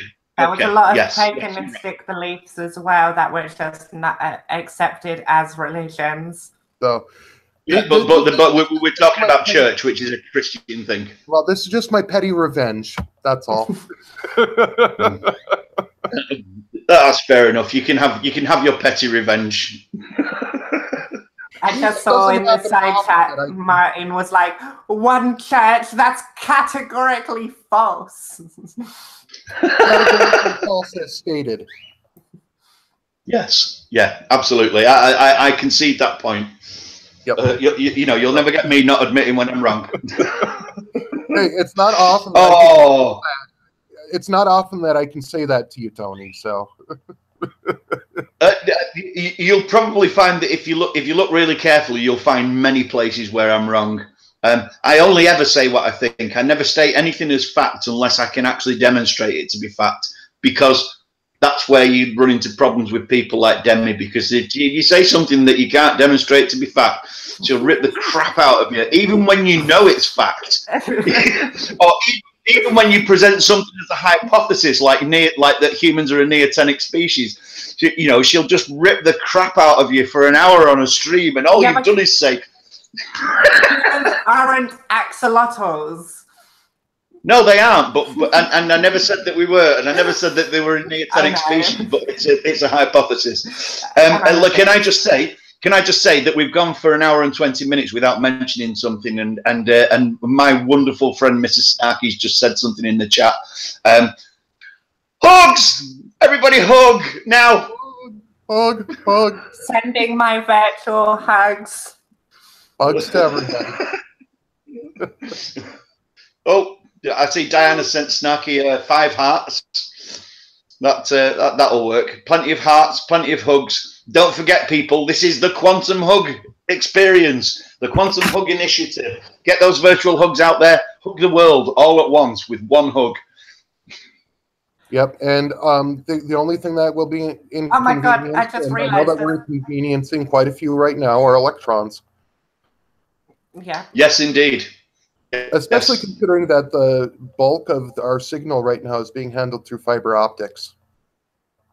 Yes, indeed. Well, that would be photons that have been inconvenienced, but there are still millions and millions of inconvenienced in our devices that receive the fiber optics at either end. So you know, we're not entirely inaccurate. So you know, I think we're all good.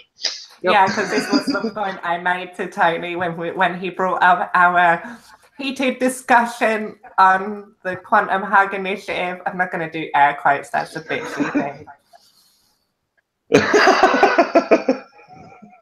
You're not going to do it because it's bitchy. That doesn't sound like you. I know, but we've got over this. I've accepted that some things in this world are jokes. Surprise, surprise. Yes. Oh my God, who would have ever thought of it?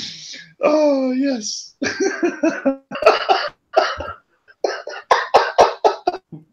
This is the bit where I go giggling for an hour because you've got me giggling.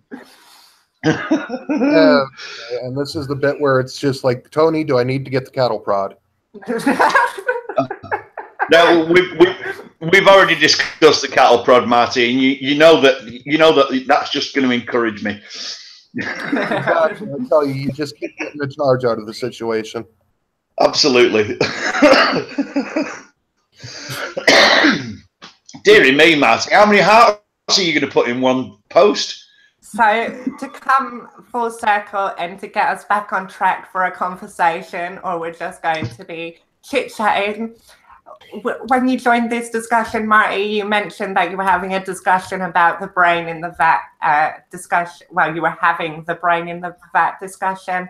My question is, what do you think is the most philosophically interesting result of that thought process? So, did somebody do brain in a vat while I wasn't listening? We were doing that in the green room. Oh right, okay. So you weren't doing it on the stream because you know that ontology is not allowed. Yeah. Well, bite me. I brought up. I just brought up that the brain in the vat was, you know. We were having an interesting discussion about it, and you know, I mean, basically, I don't believe you. It all comes. I don't believe you. It all comes down to what type of sensory information said brain in a vat gets. That would then define its universe. Okay, well, I'm going to do my best Demi impersonation now and say that I categorically disagree that there is any such thing as an interesting discussion on brain in a vat or any of the other ontological scenarios, simply for the fact that no knowledge can be had from them. Oh, they are the most discussions in the history of the universe. They are to be had, and if there's no knowledge to be had, why do we even bother? No, because there is knowledge to be had. Our one, you get 10% reduced for not representing me adequately. It's more like, bitch, please, there is information to be had. Like, is there? Get information. Yeah, we could get information depending on what kind of information you determine to be valid. We can get information on people's philosophical outlooks on the world. We can get information on how they reason given a situation like this. We could get information that leads us to having more in-depth Okay. conversations in the future about more applicable. Okay, I can stop. Okay. I can stop both of you.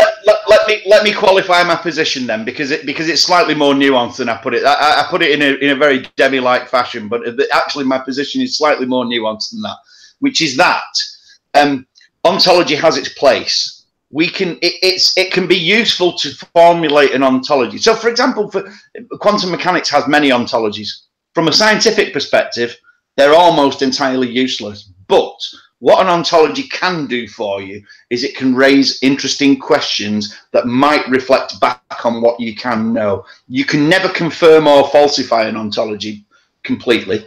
Well, actually, that's not necessarily true, because one of the quantum ontologies has been falsified recently. But the problem is that because to make contact with his observation, and because we cannot say in any ontological sense that our observations are of anything real, that there's a contact with that can falsify any ontologies. So we have falsified a quantum ontology, but it's an ontology only in a very strict, well-defined sense. So there's something called. Dude, both of you are wrong. There's one overriding reason why it's a cool discussion. Come on, bitch. It's fun. I never even finished that point. I was about to say why it can be an interesting discussion. Exactly. Fun. I agree with Marty. Marty is correct here. Yeah, I don't agree with that. So you don't think it's fun to have these discussions? No, not at all. I don't think any discussion is fun unless there's knowledge to be had at the end of it. I think that discussions are about learning things. Those are two different things. Then, Tony, you have a very important life, man. Those are two different things. You can have fun without you needing to gain some new information from it. When you drink alcohol, or you listen to music, or you do art, or you do all of these other humanistic things. Those are fun. I get information. Don't necessarily. Whoa. Those are fun. I always get categorically false statement there, damn it. Can I finish? Bitches. Categorically false. Bitches.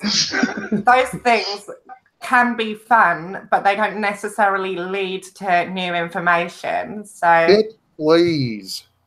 Bitch, come at me. Bitch, please. Anytime that you're creating art, anytime that you're listening to music, you're creating a knowledge reservoir. You're using certain portions of your brain to understand in a different way the world around you. You are increasing your knowledge. Define knowledge.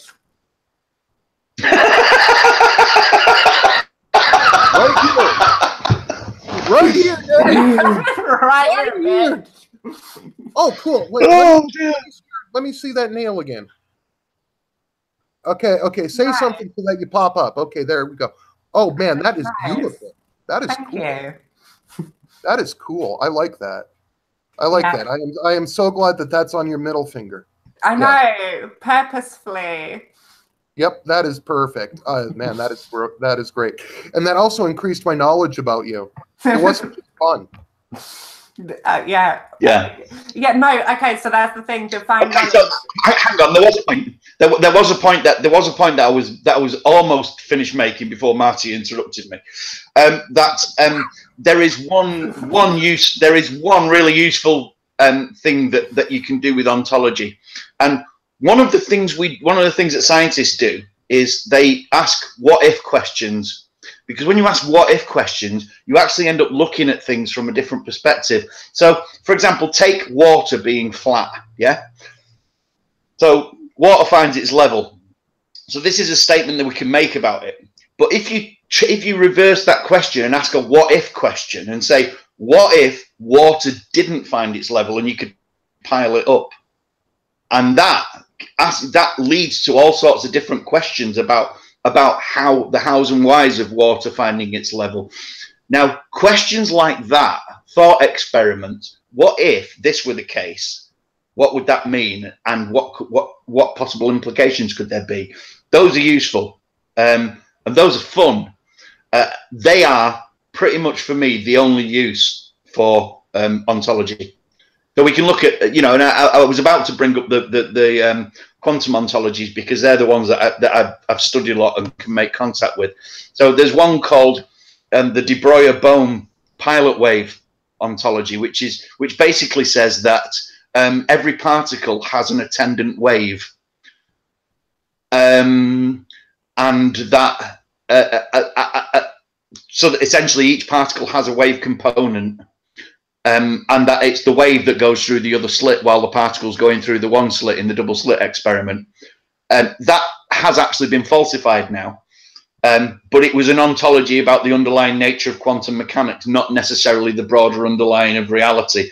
The ones about underlying reality, you know, what is the ultimate nature of reality? I don't think that those are useful questions. I think that it's possible to find useful questions by looking at them from a what-if perspective.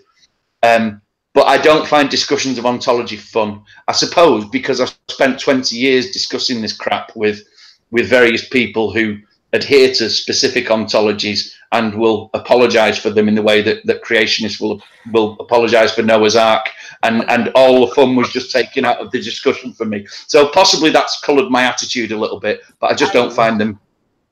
I think that might have, because in this discussion we wasn't implying it as though this was true. It was just asking the question. It was just saying, what if, kind of like you just said, what if we were a brain in a vat? How would that lead us to philosophically conclude the world to be? And yeah, and I do definitely think Jennifer, who is Mrs. Snarky in the chat, would 100% agree with you, Tony. Every time I bring up an ontology to her, she's like, bitch, fuck off and bring me something I can use with life. But I'm just here like, yeah, but I want to know how we think about these things. There is no necessary way, you're correct, of determining whether these theories are true. Likely not to be. Someone's just guessed some shit up and it sounded cool. But that doesn't mean that there's no use to be had from them. That's the only way. I disagree with you. But I do completely agree with you that there are a lot of people who use ontologies like the matrix hypothesis, like the brain in a vat, etc.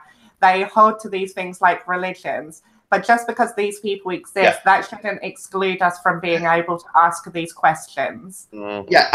And I suppose the other thing I would say is that people talk about what the assumptions of science are.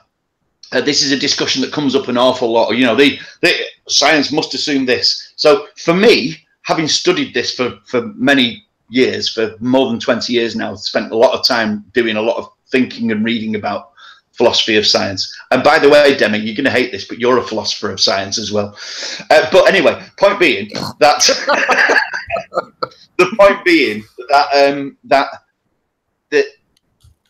if you the core assumptions of science, the only assumptions that are absolutely necessary to do science are, in my opinion, these. So the first is that there are multiple observers, i.e. solipsism is false. So solipsism is brain in a vat, or, you know, mate, whatever you like, brain in a vat. Solipsism is that the universe is entirely made up of my experiences and none of you exist. So that is false. That is an assumption that science must make. It's not something that we can say is true. We can't falsify brain in a vat. We can only say that brain in a vat is not consistent with being able to know anything about reality. If solipsism is true, we can't know anything about reality, and science is an illusion. I have something to counteract that argument, but I'm going to... Right, look. Yeah, but this is just an assumption that science makes. We're not saying it's a statement of fact. We are saying this is an assumption that science must make. And the reason is because the second assumption that science must make is that these multiple users can communicate their observations. Solipsism isn't the only possible way a brain in the vat could work, though. We could still experience this. Yeah, there could be multiple brains in multiple just for hypothetical, and I don't in any way subscribe to the brain in the vat bullshit. I just I know you don't. The discussion, but hypothetically, there could be millions or billions, depending on how many people are actually braining vats, and they could all be connected to an internet of sorts, which allows them to all experience the same reality, but it's still from a brain in a vat. So kind of like having a network in which all the brains in the vats are all connected together. And therefore, we could make observations that correlate with one another. Okay, so let Marty go, and then we'll come back to that. Yeah. Okay. Hey, thanks for having me, guys. Quantum hugs to everybody. Thanks very much for coming on. It was really nice meeting you, Marty. Just real quick, if anybody wants to follow me, Artistic Dream 79 on Twitter. So, and I'm going to do that right now. And I wish you the best with the rest of the stream. Yeah, and if anybody wants to follow anybody that's on the stream, just go and look at my homepage, and the thread that's currently pinned on my homepage has everybody's ID in it somewhere. Oh, I already follow Marty. Me and you have already spoken on Twitter. Hello. Yep, absolutely. Demi, it was a pleasure meeting you in person finally. Tony, I've known you for a long time. You're a good friend. So, thank you. I wish you the best with the rest of the stream, guys. Have a good one. Bye. Thanks very much. Have a great time.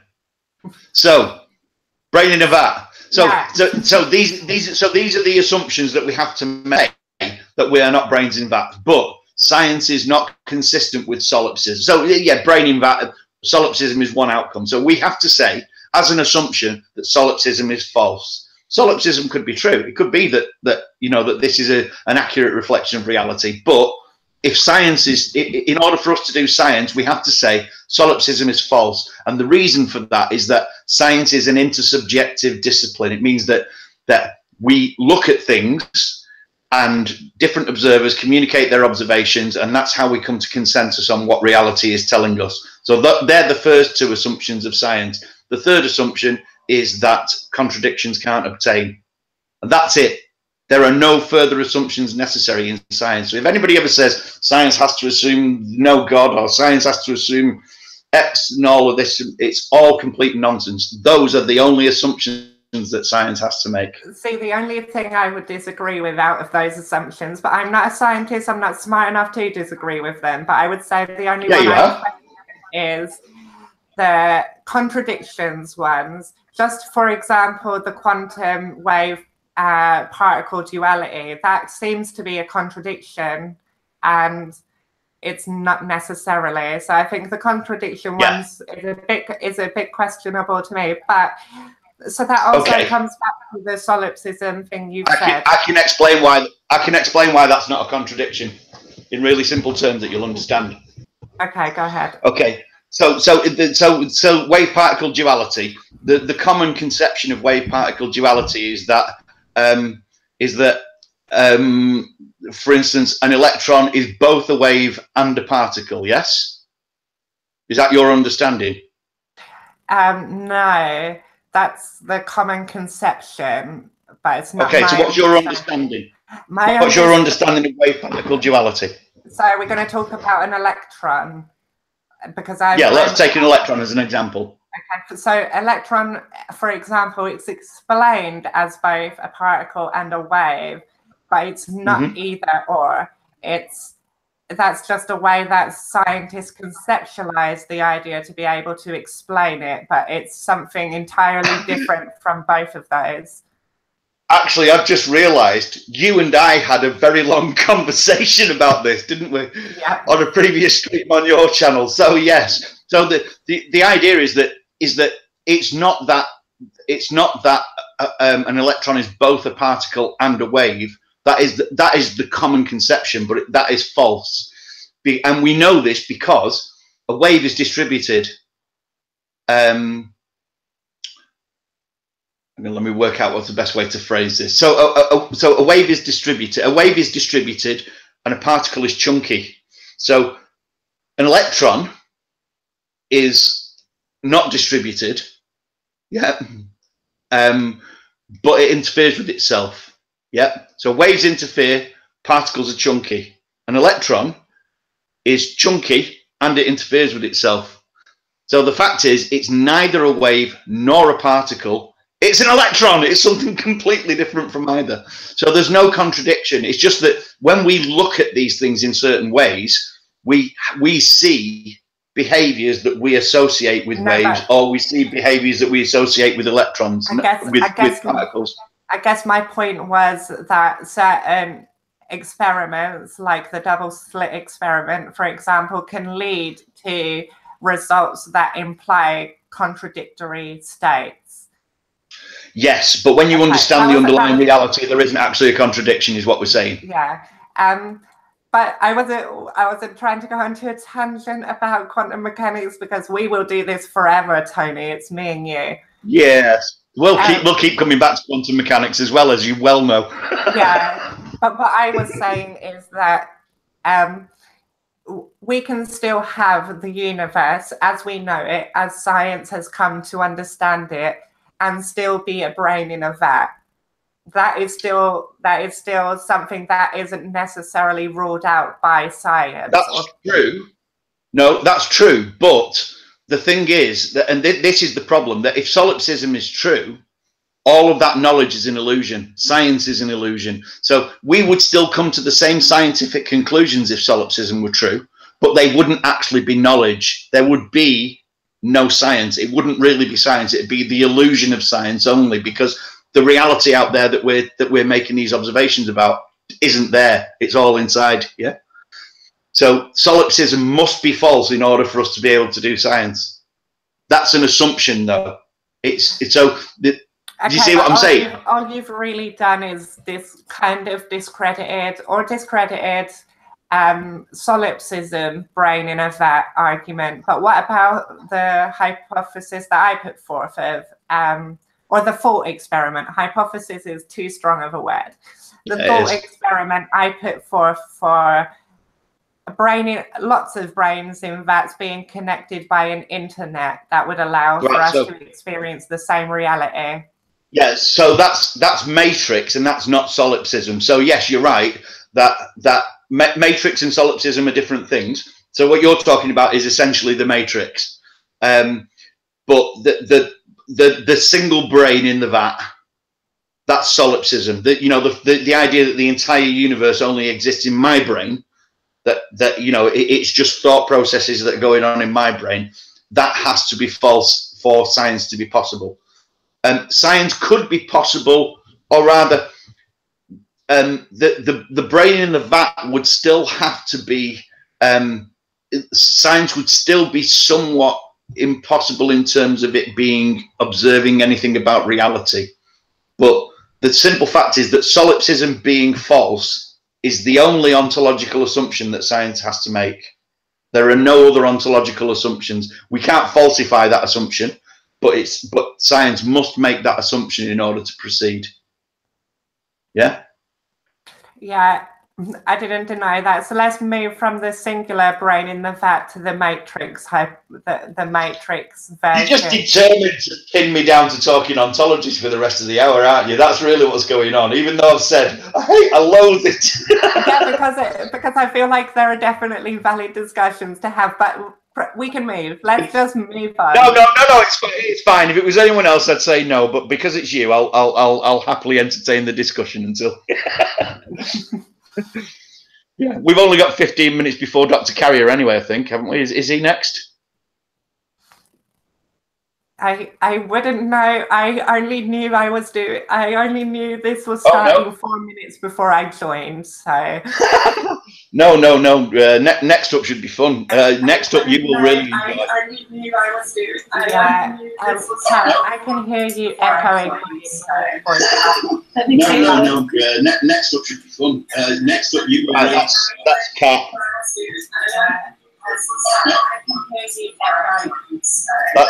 Kat. No.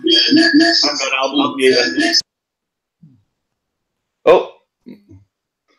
Well, Kat appears to be having fun with the audio there.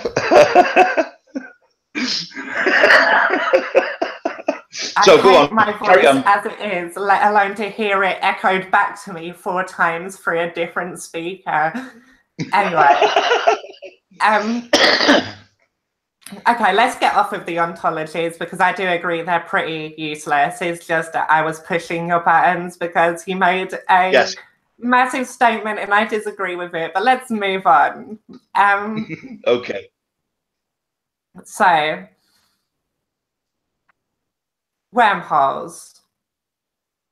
Wormholes, yes. What about them? We were talking about that just before Marty joined in, and I guess we can do that. We got 15 minutes. We might move on to something new. But feasibility of wormholes, their applicability, and what we would necessarily need for science to develop further for it to become a reality. Okay, so my understanding, I mean, it depends because there are flavors of wormhole, if you like. So one of them is the black hole, white hole idea, where what we see as a black hole is basically something where you disappear into it, and at the other end of the black hole might be a white hole that basically spews matter out.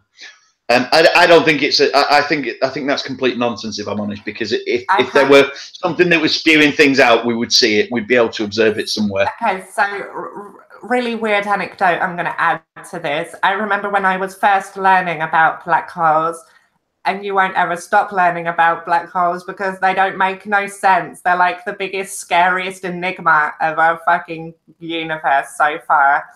But when I first learned about black holes, I had this idea that a lot of things in our universe has an opposite. So I thought, well, maybe there's an opposite to a black hole, and that would be a white hole. My initial assumption was, are stars white holes? And then I learned that was wrong straight away. Yeah. But from my research going to try and find out whether white holes were possible, most scientists seem to say that it was improbable at best, and more likely impossible because of the nature of a white hole if it was the opposite to a black hole. Yeah, and not only that, ultimately we would expect to have seen one by now.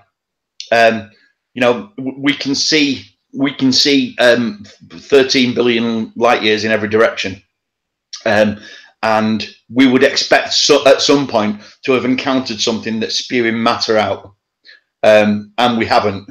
So that's pretty strong evidence against them. We also think we've got a pretty good idea about one statement that you made. We'll never know. We'll never know everything about black holes.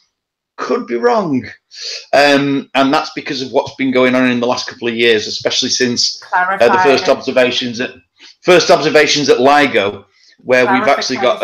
I was saying me, Demi, singular person, will not be able to learn everything about black holes. Not even Stephen Hawking, and it's his field, knew everything about black holes. I wasn't saying we will never, because that's a stupid statement. Well, no, but actually, you know, I think it, depending on how quickly the technology progresses, that we could actually know quite a huge amount about black holes in the very near future, because that's really what LIGO and LISA will eventually be doing. So LIGO is a gravitational. Well, no, I mean. So LIGO, yeah. So yes, well, I know, but I must explain for the people in the chat and the people watching who may or may not know what LIGO is.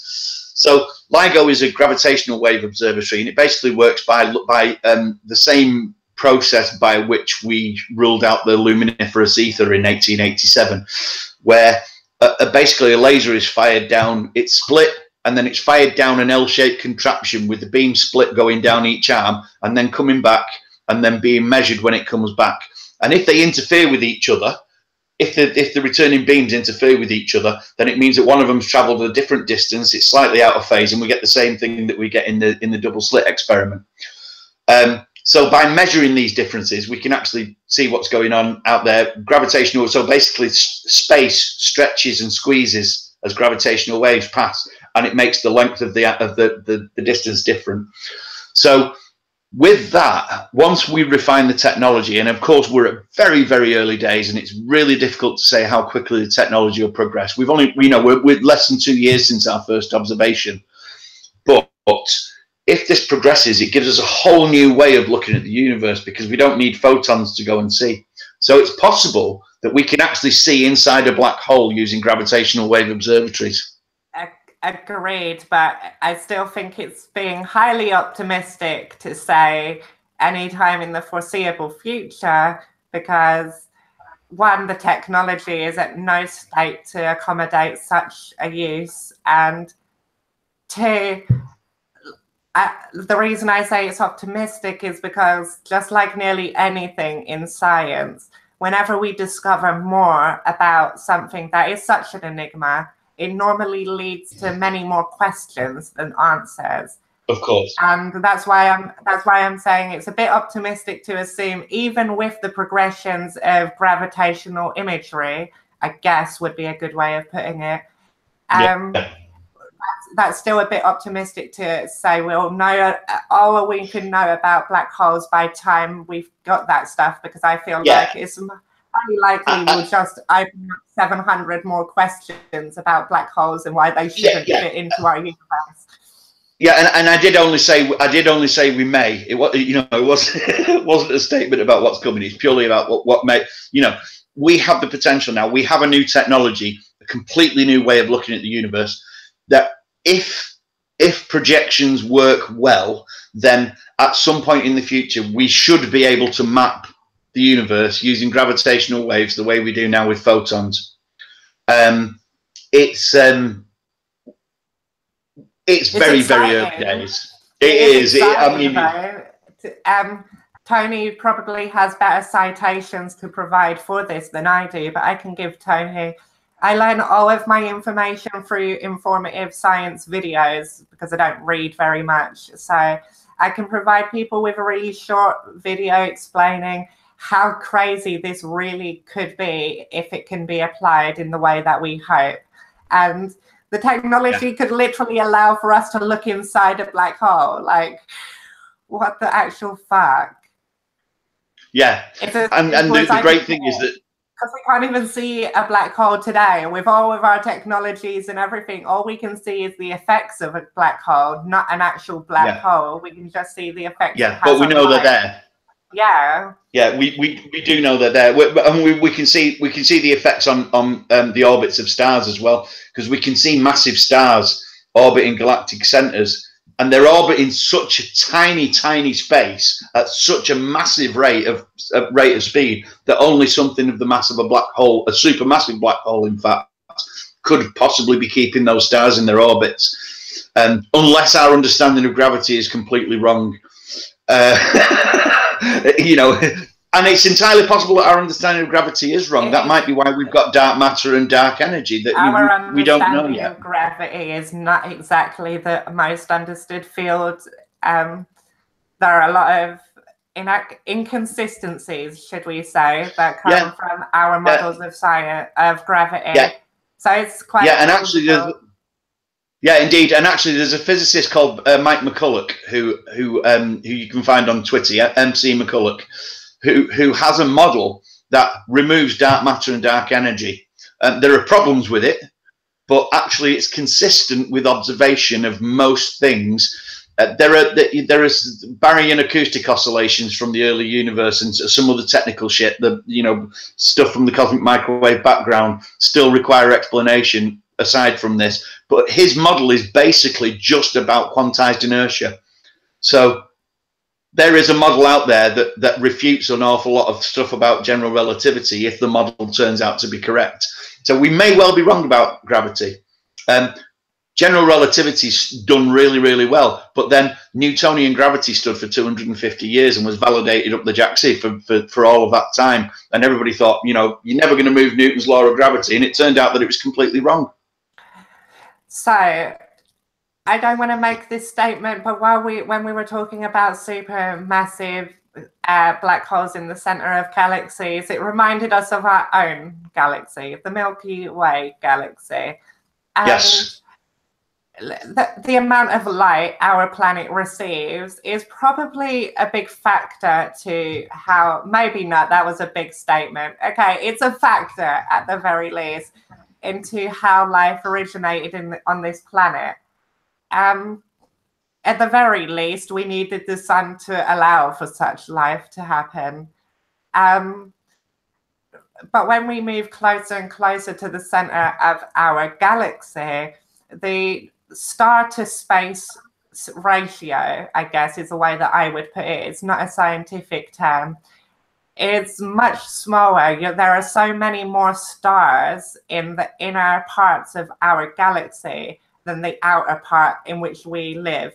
For example, if we looked out from, let's say we had a hypothetical planet Earth and everything was the same, but near the center of our Milky Way galaxy, not necessarily the center, but near the center, when we would look up to the night sky, it would always be bright out there. There would always be sunlight. We would always have millions and millions and millions of stars shining relatively close to the planet in comparison to what we do when we look out to the sky now. So we look out to the sky now and we see pretty much blackness with a lot of stars, but it's still comparatively dark. Whereas if we looked up to the sky from a planet closer to the center of the universe, the sky would look pretty much white because of the amount of stars there are in that part of the galaxy.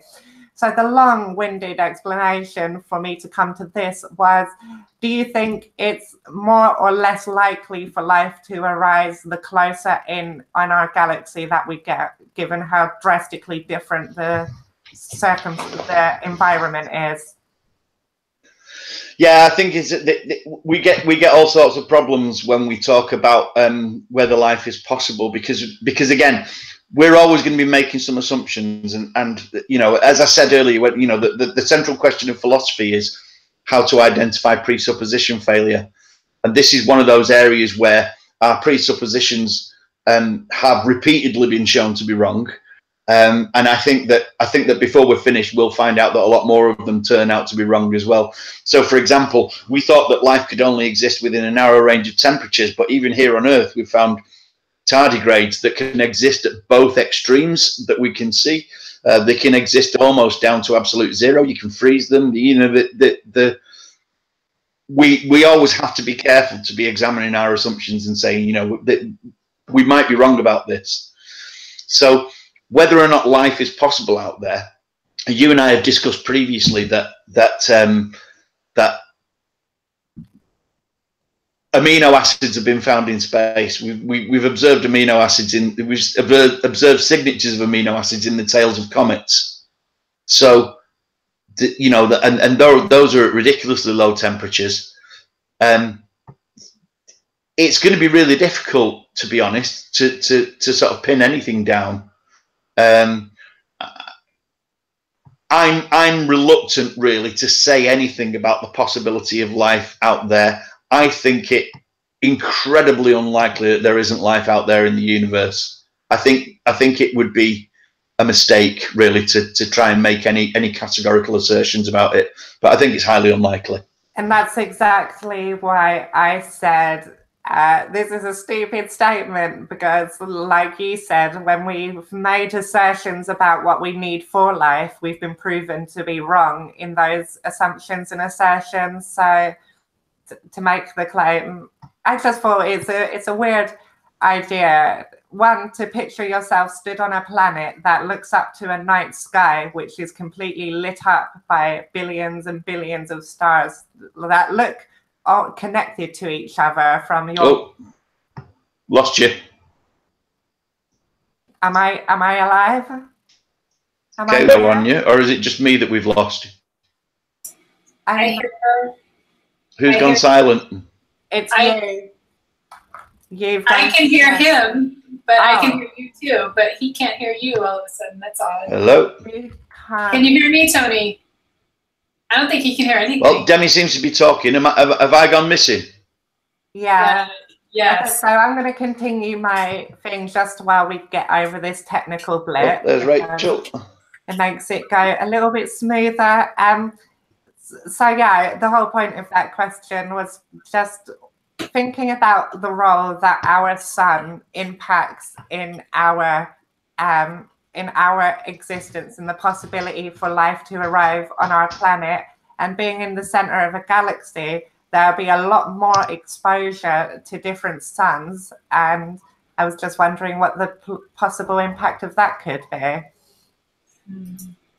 Like all the different life that could arrive from different levels of light and radiation and all that stuff. Yeah, because like you just pointed out, the key point I was making that I didn't do very well was with exposure to that many different suns, you have also exposure to a much higher amount of radiation being emitted from those suns. Yeah, that would inspire some like odd changes. I mean, I can't even imagine what like physically it might change about a being. Maybe totally different skin. Maybe we'd have scales or something.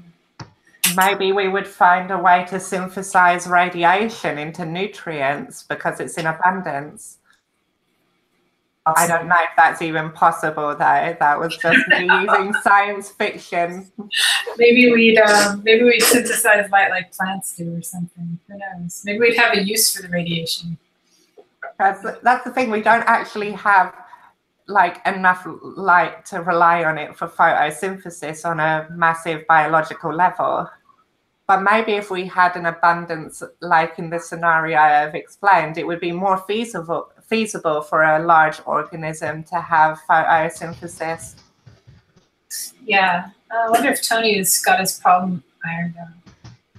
I hear you. Tony? Nope, I don't think so. Neither do I. So do you have anything interesting you want to talk about, Kat, while we fix these issues? He's trying to see if he can leave the hangout. It's not a restart. Let me see. So anyone in the chat, give me a message and I'll keep this going. I'm used to this. I'm sorry, I'm so uninteresting. Difficulty. Ad-libbing and stuff, so. Let's hope Tony can get this fixed soon. We can't have his 24-hour stream ended after 4. This is liable to have a few snags just because of the nature of the thing. So, Tony, if the call goes dead or something, we'll deal with it. But we can't hear you, and you're essential. So, do what you do. Did you just respond to Doc's thing? Well, I told him to go ahead and try to leave the call and come back in because sometimes that can fix the audio, but I don't know if it's going to end his live stream or not for him to do that. He's not sure of it either. So from what I know, that if the host of the live stream leaves, then within 20 minutes, the live stream gets closed. I'm not sure if they join back, that gets stopped or not. Oh, that's interesting. So there's like a little margin. Yeah, okay. From what I hear, but that's me. I've never done this before. So there's a Peter who's done it a lot, and Tony was, meeting with him, and I have no idea about that little detail though. Let me see if Richard Carrier is up and around. I'm looking for him, and I don't see that he's seen my messages. Was he clear on the time, I wonder? Let me see if Tony knows.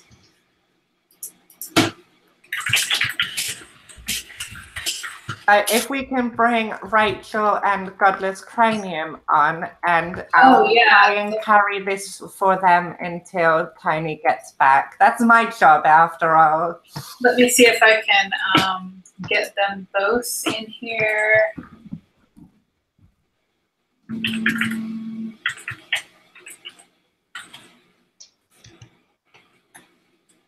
There goes Tony. Okay, I don't think anything stopped. I think he's fine. Let's see here.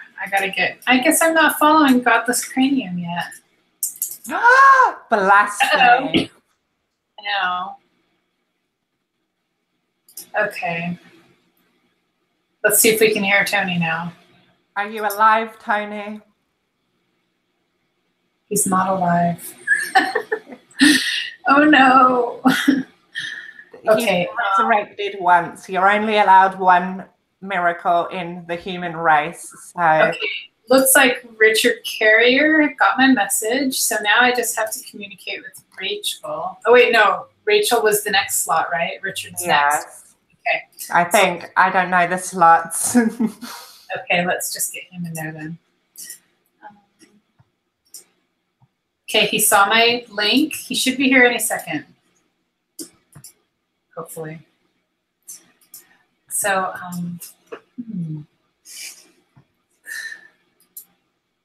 So the Quantum Hug Initiative, while we're waiting, is a movement that Tony, Mr. Hack and Slash to my left, who cannot talk because I have hijacked his live stream, has organized, in which we're going to spend 24 hours just talking about all different things with all different YouTubers from across the platform, from all different backgrounds, and hopefully inspiring some compassion and love to be shared amongst us all online.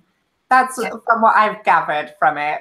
Yeah, like more discussion instead of less or no discussion.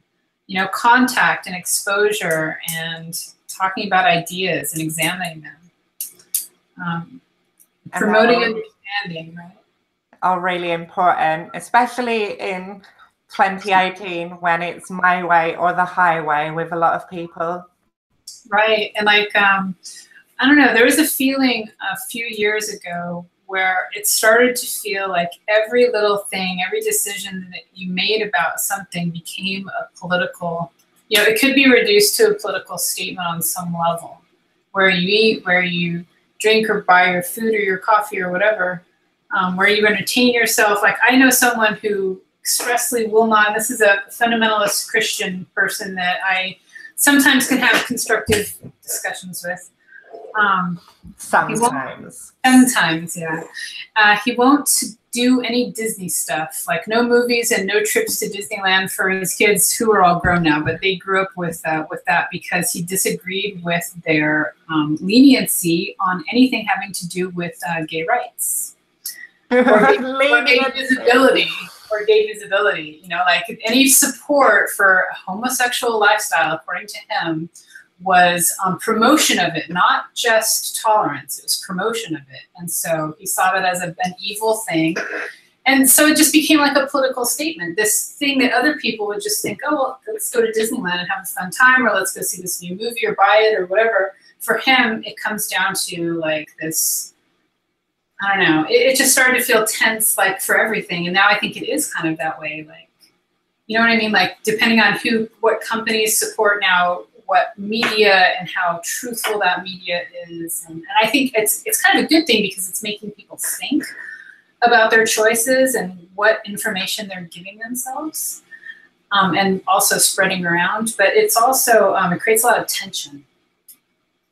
Yeah, I agree. I think it's positive because it's made people, in the example of news outlets, it's made people more analytical and critical of people they would normally just accept information from, which I think is a good thing, depending on your ability to assess information.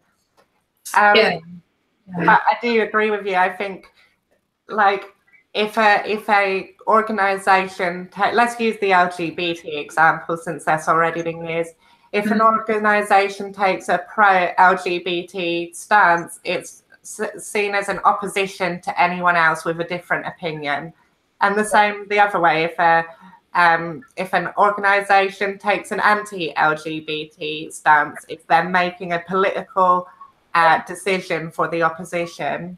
Yeah, like when the whole Chick-fil-A thing became kind of public, how they donated to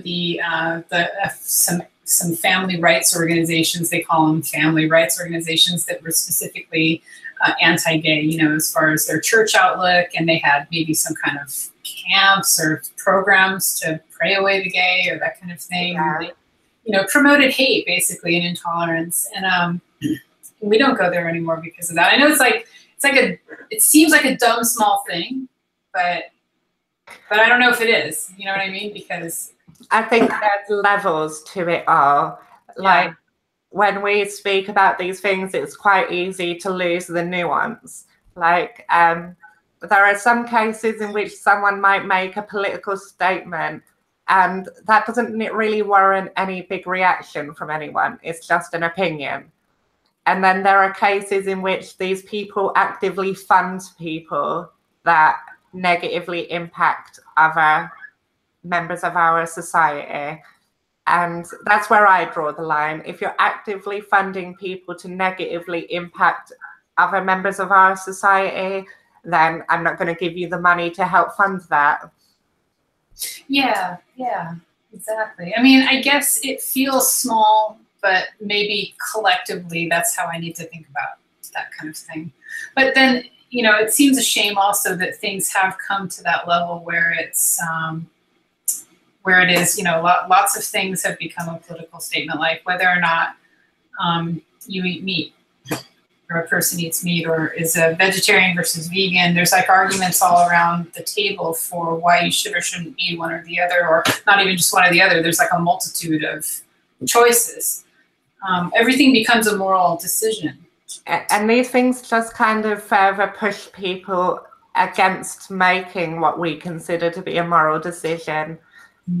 I just wanted to say to everyone watching the live stream, because Tony hasn't joined back, and I'm sure that after maybe 10 more minutes, the stream will probably disconnect itself.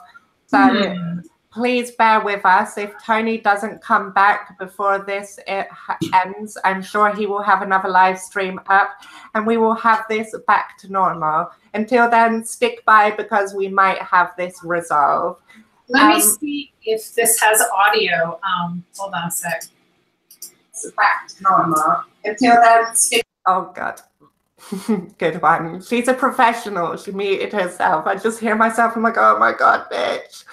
Please shut your face.